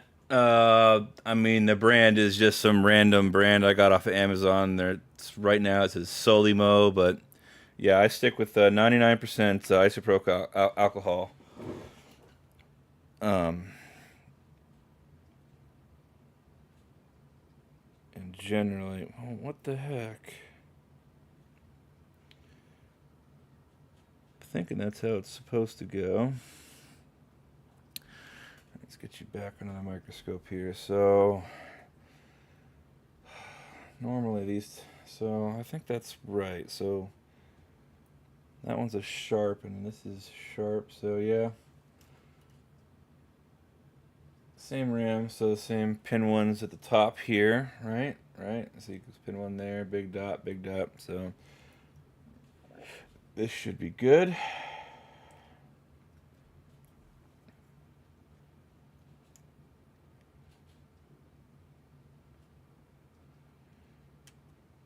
Okay, we now have that slotted in. So what I like to generally do with through-hole stuff is I'm going to just tack two of these legs on. It's going to be a little hard to do on camera, so apologize. Do at least one. And that way, everything will be nice and held into place for me. So I've got this. I'm trying to get it on the screen for y'all, but there we go. So you can see, blurrily see this corner here. All right.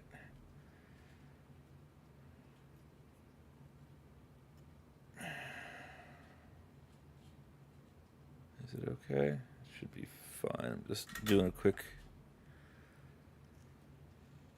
Yeah, it's isopropyl alcohol. That's what I use, but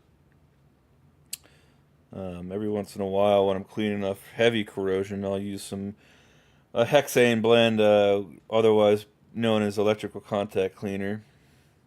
Just doing a quick visual inspection. Everything does appear to be nice and flat. So we will go ahead and proceed. Okay, so now we just go ahead and reflux Reflex this guy. Okay. Nothing wrong with using extra flux if you need, so let's just go ahead and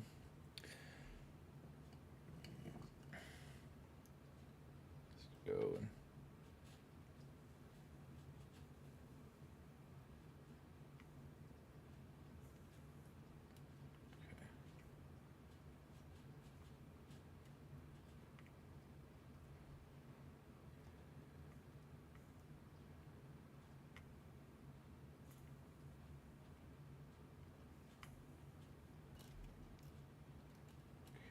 last two on this side.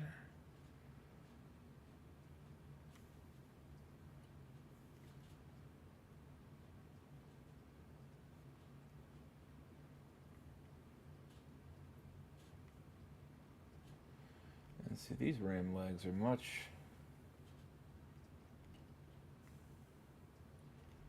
longer than the ones that were on here. Now that could be because they trimmed them to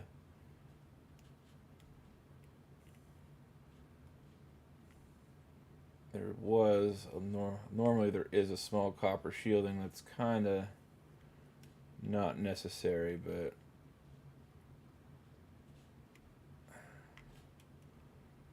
making sure all these got enough solder. Whole pad's covered. This guy at the end here looks like he needs a touch up. Same here. Same here. Yeah, I'll just go ahead and touch all these up. This one's okay. This one could use a little bit more. Same with this one. This one's fine. That one's definitely fine. Okay.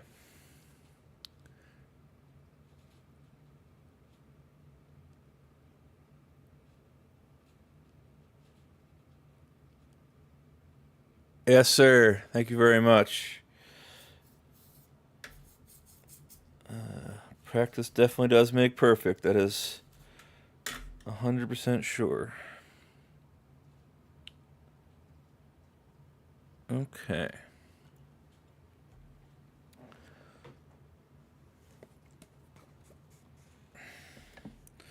We're going to go ahead and clean up our fluxy mess here.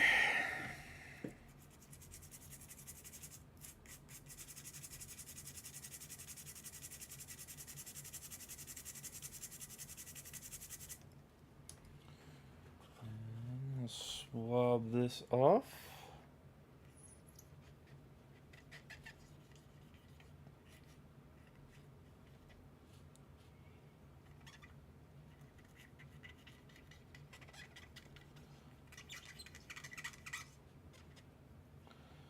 All right.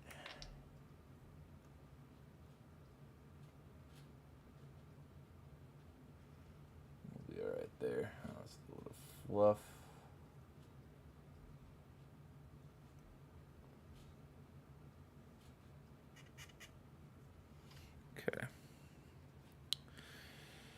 Okay.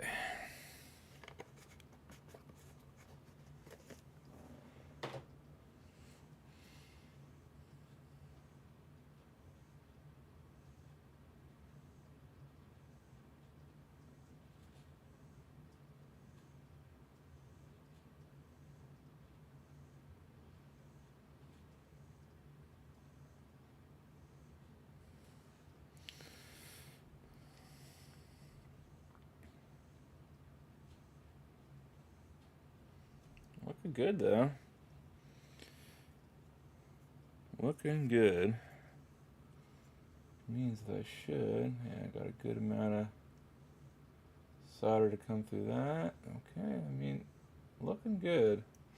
So I guess I could go ahead and put my game cartridge reader back in.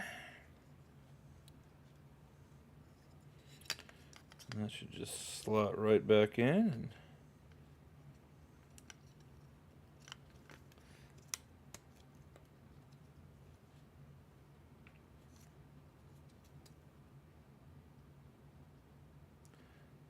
Well, it should, except for my bend pins, so cool. Alright, so I just mangled that pin right there. And that's not good. So I am not sure what I'm going to do, because that pin is broken, but I might be able to save it. Let's see here. Okay. This guy right here just needs to come on back.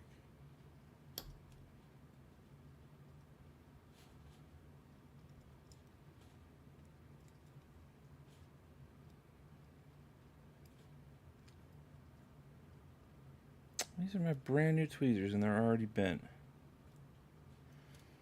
Oh, dang it. Alright, so we screwed up. And this pin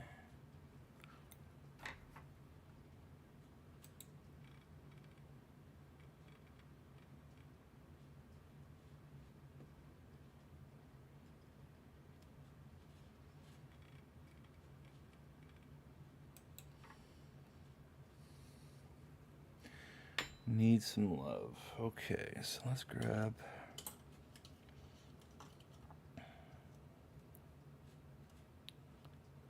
that is the Poke Jammy. Dang it. Well, I guess I could use this, maybe, but so this guy just needs to come on down somehow.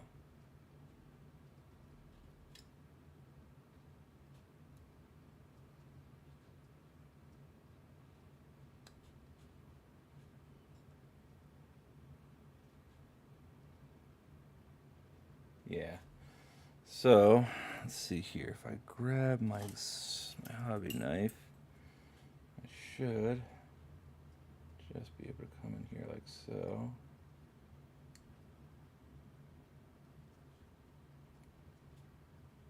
Maybe.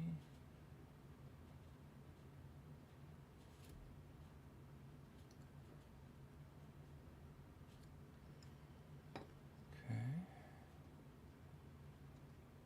It's just not wanting to cooperate here, huh?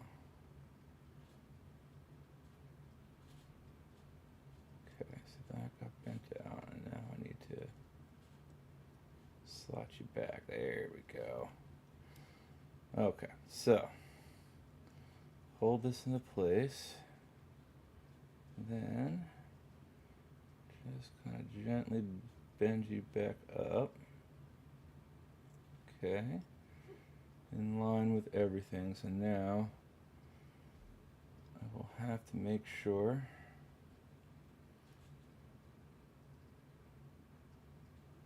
to be pretty careful here on these middle pins. They're a little out of shape. Okay, that should be okay.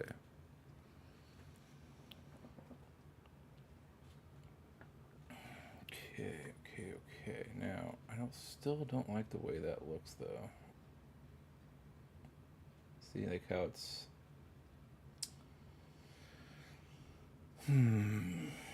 just hanging a little bit lower than the others.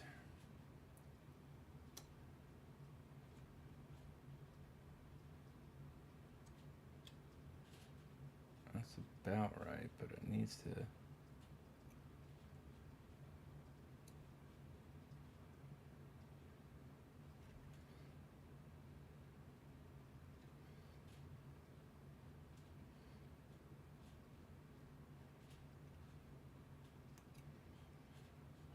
should be okay.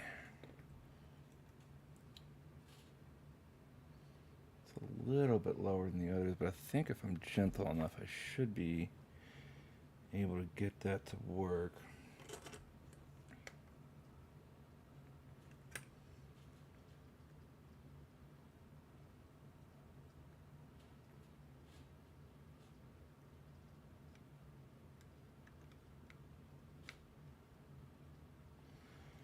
Alright, trying not to jam anything through. I'm going to see if I can maybe verify. All of my pins do seem to be coming through now. I don't see anything in the middle that looks suspect. Okay. Cool. And now because this particular assembly is mounted with screws, get those put back into place.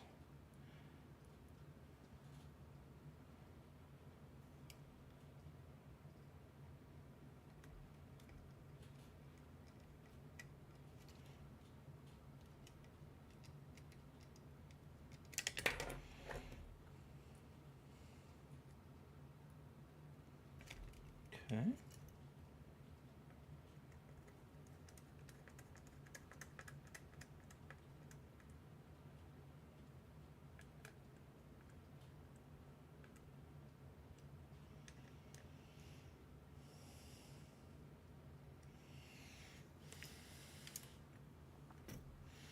Okay, so looking good there. Obviously can't check the other side, but this side also looks really good. Okay, so we've got that put back together. And now we just have to do a little bit of the same.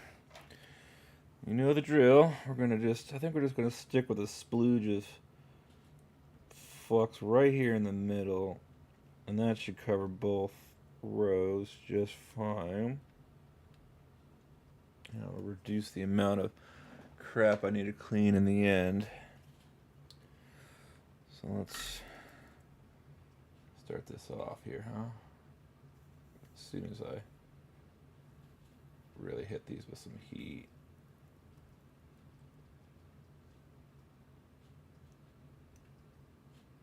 There we go. All that flux should start to just kind of liquefy.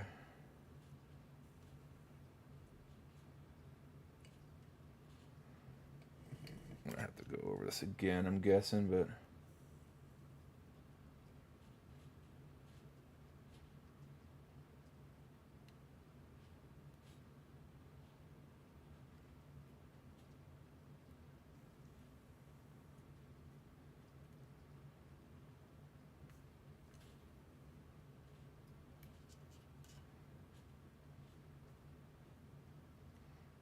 one area of the board that's actually kind of a pain because of that plastic header right there, and the rest of this is really easy.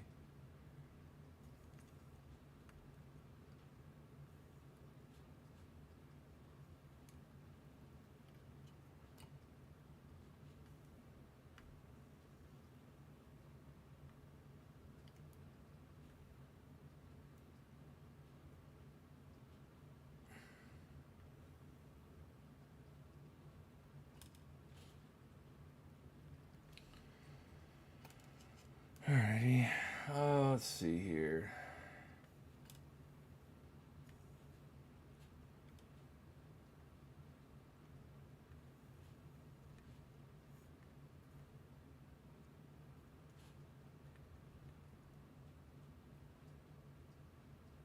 Okay. Alrighty, I'll flip the board. Do this last row real quick.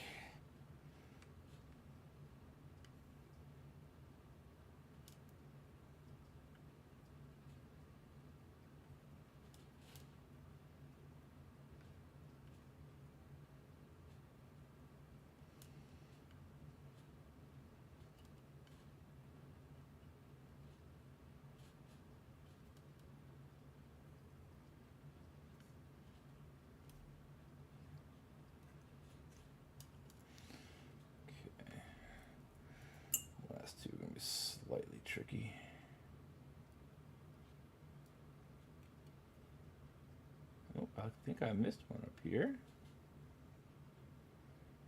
Okay.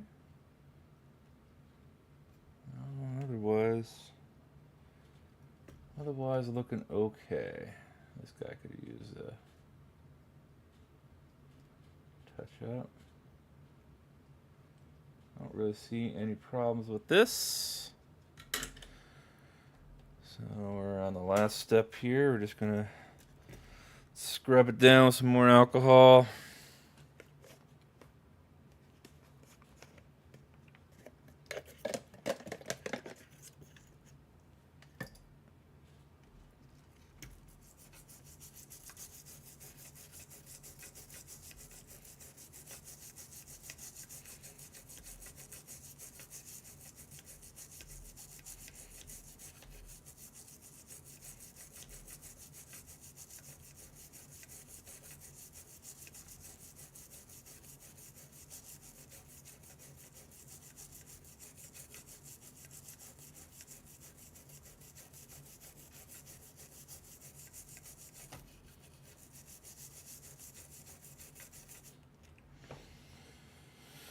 Fresh cotton swab.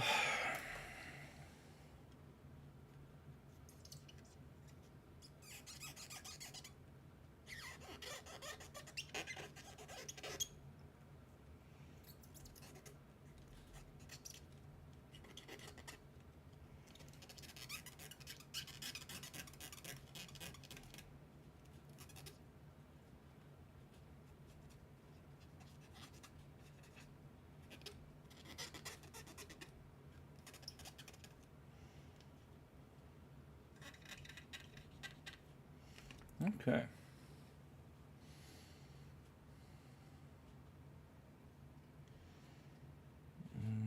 Okay, so now.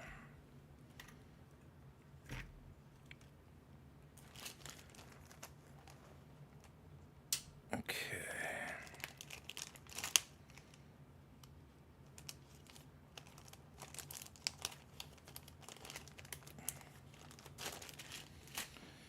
Now, let's get this out the way. And this workbench got junked up super fast. Put this in here with that, even though one of those is dead. Okay, let's grab you, put you back so I don't slice my hand open. Put you back in your home. Put you back in your home.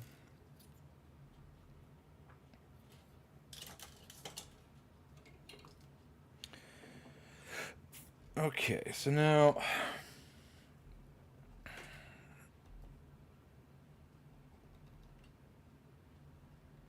uh-oh. My Stream Deck break? Uh-oh. What happened? Why did all my... Wait, what happened?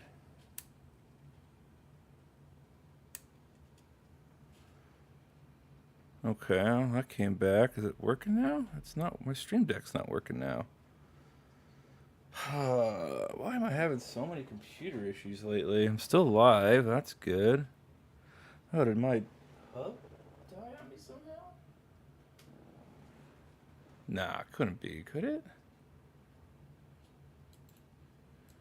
Yeah, I think my powered hub died on me somehow.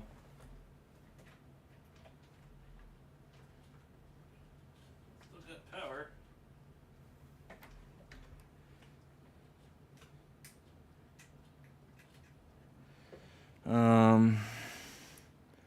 Okay. Alright, this is what we're gonna do. This is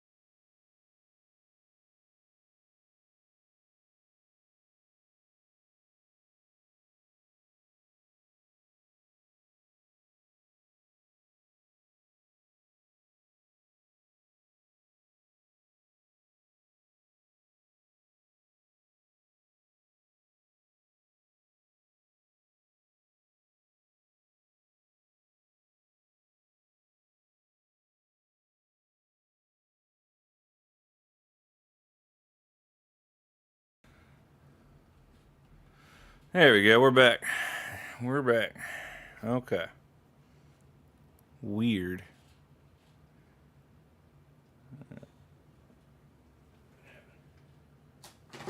Lots of computer issues lately for some reason. Alright, so now I think it was 32 and 33. Needs a solder bridge.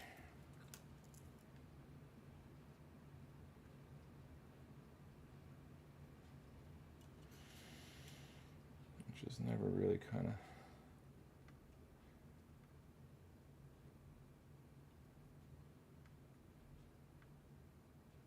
There we go.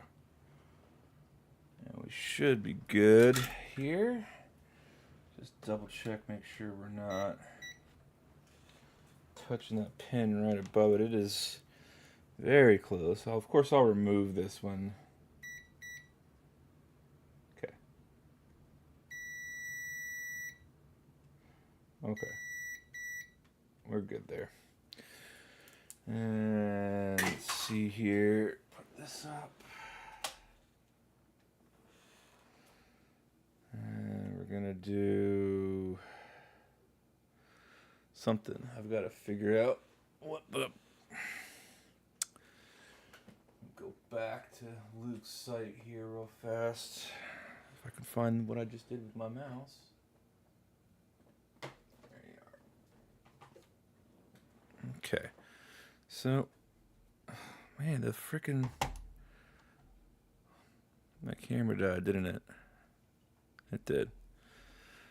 Ugh, that's annoying. Hold on a minute. I gotta do...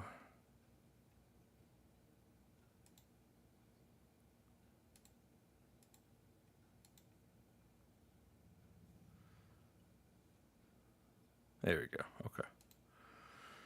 Okay, so now that should work there. Okay. So let's see here. We're going over to Luke's site. There we go.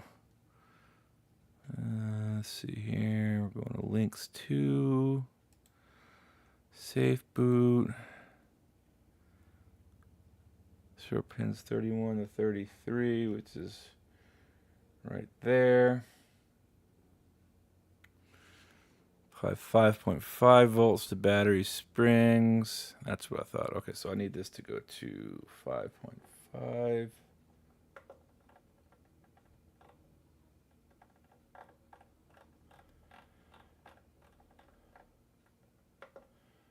Okay.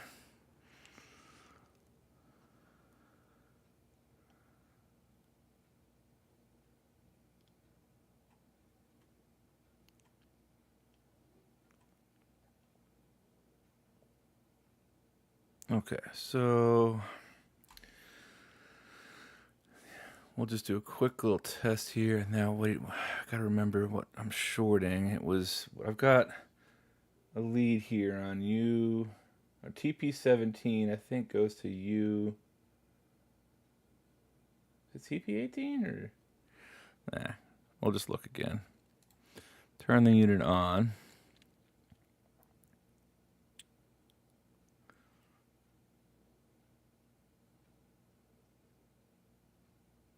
Short U6 pin 7 to 13 to turn on. So U6. Wait.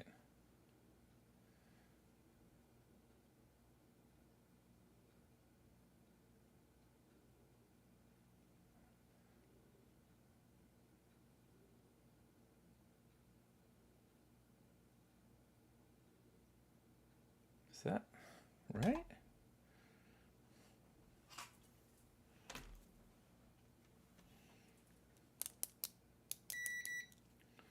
Is this?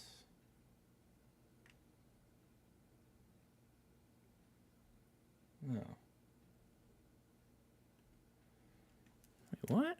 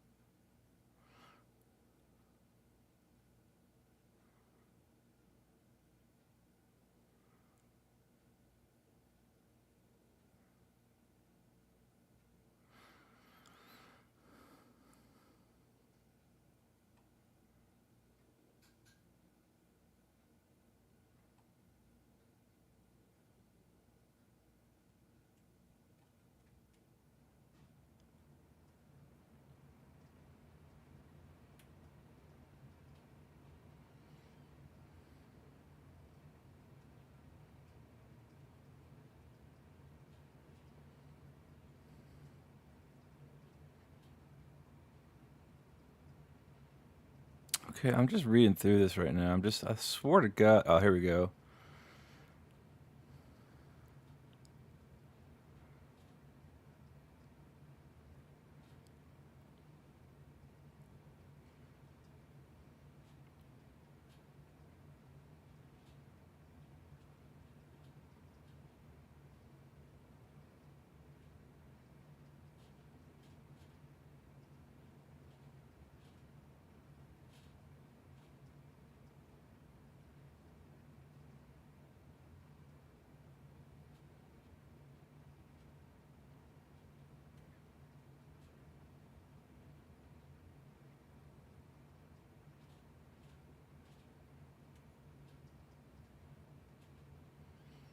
Dude, what the heck? I could have sworn.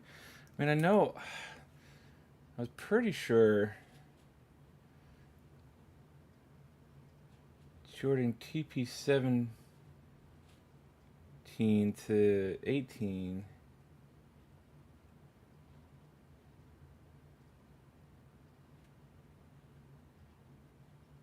Was what I needed.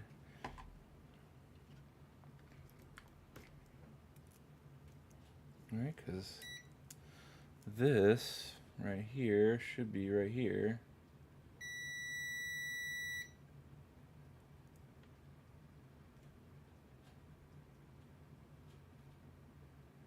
I sworn that's all I needed to do, but I don't see the.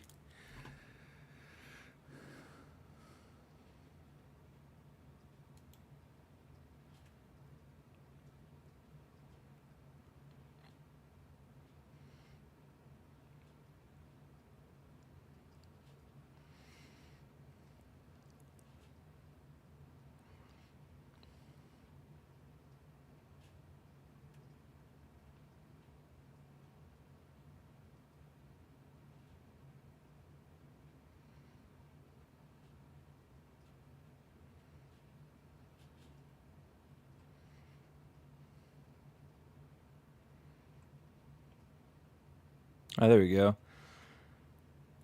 Get some tweezers short over TP17, TP18.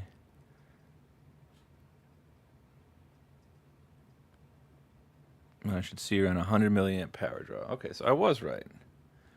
So I need 5.5 volts. And then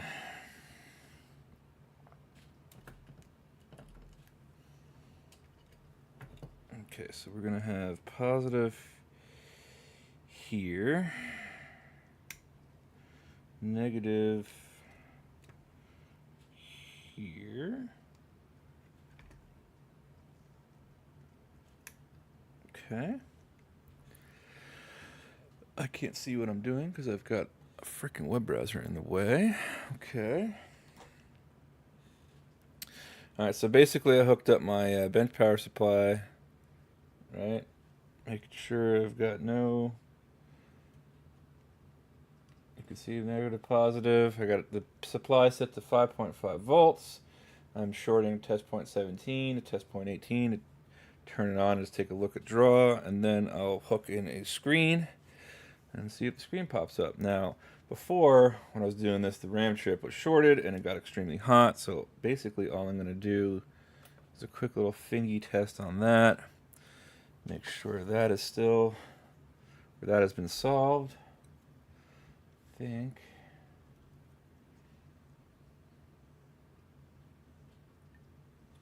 I got 100 milliamp draw.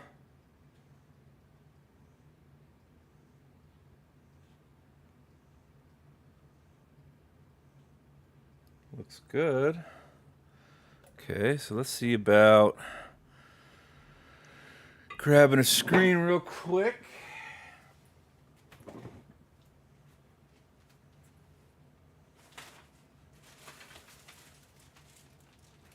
Now, if I did fix this, I should see an insert game card message on the screen. So we've got a, what is this? And that's just the rest of my power circuit rebuild. So this is the stock screen here.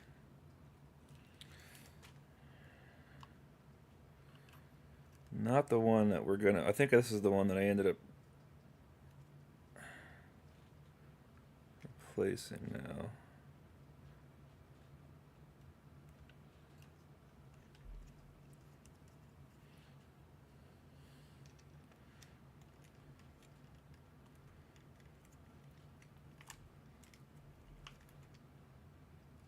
Okay. Hook the backlight up.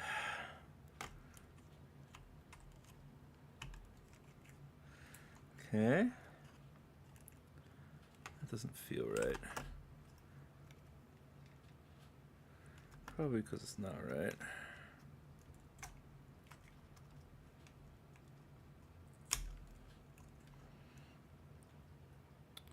I think I might have just ruined it now.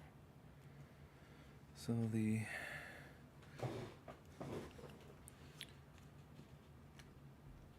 Some bitch. Let's take a look at this one real quick. So...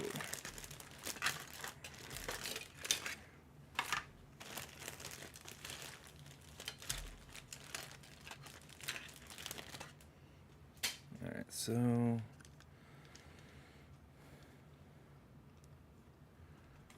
Hilariously...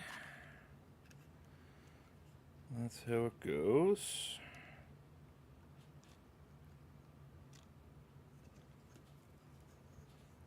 Okay.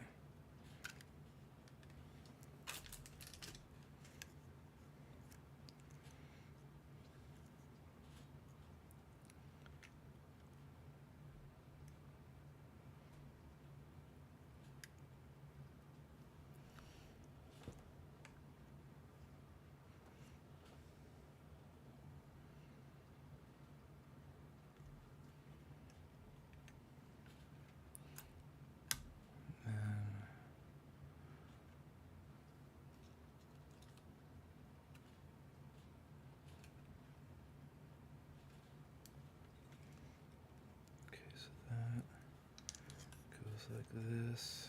Let's do this the easy way, because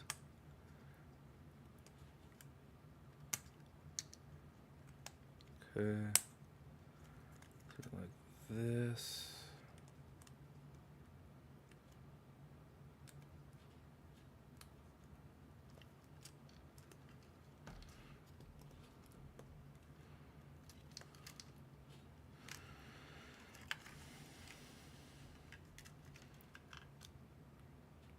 Okay.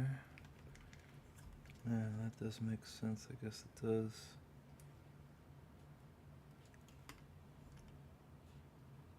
Good thing I didn't break that connector.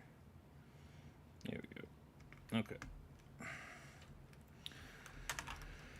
All right. Well, if all goes well here, we should hopefully see the screen light up with a message. But I don't know. We'll see. This one was completely. This one I got the backlight to work, but just gave me a completely blank screen, no game audio, no nothing. So let's just go ahead.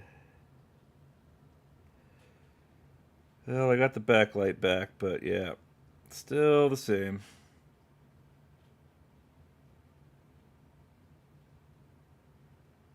No display.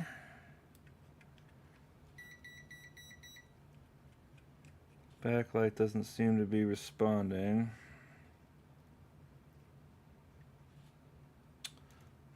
Okay. Now the other thing we could try real quick.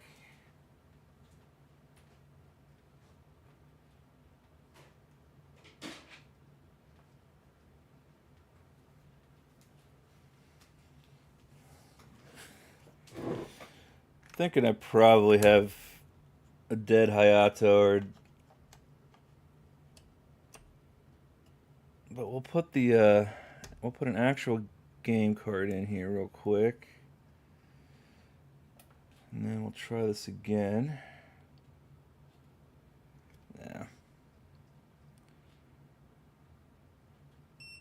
Nothing. Turn my light off real quick just to check, but yeah. Just a black screen. So the RAM's fixed, but whatever happened to this thing probably took out the, I don't know.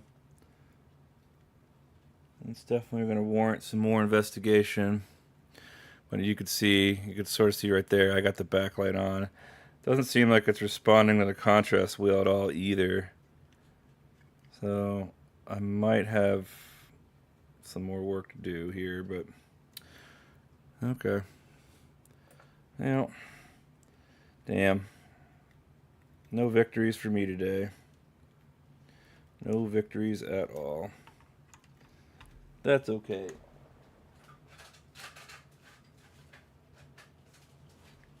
I wasn't really expecting this one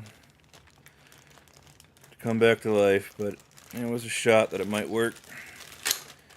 And the cost of the RAM to try was pretty cheap, so in the end, not a huge deal. It was well worth the try, because if I could have gotten it working, it would have been a pretty big deal. But unfortunately, that is not the case. And,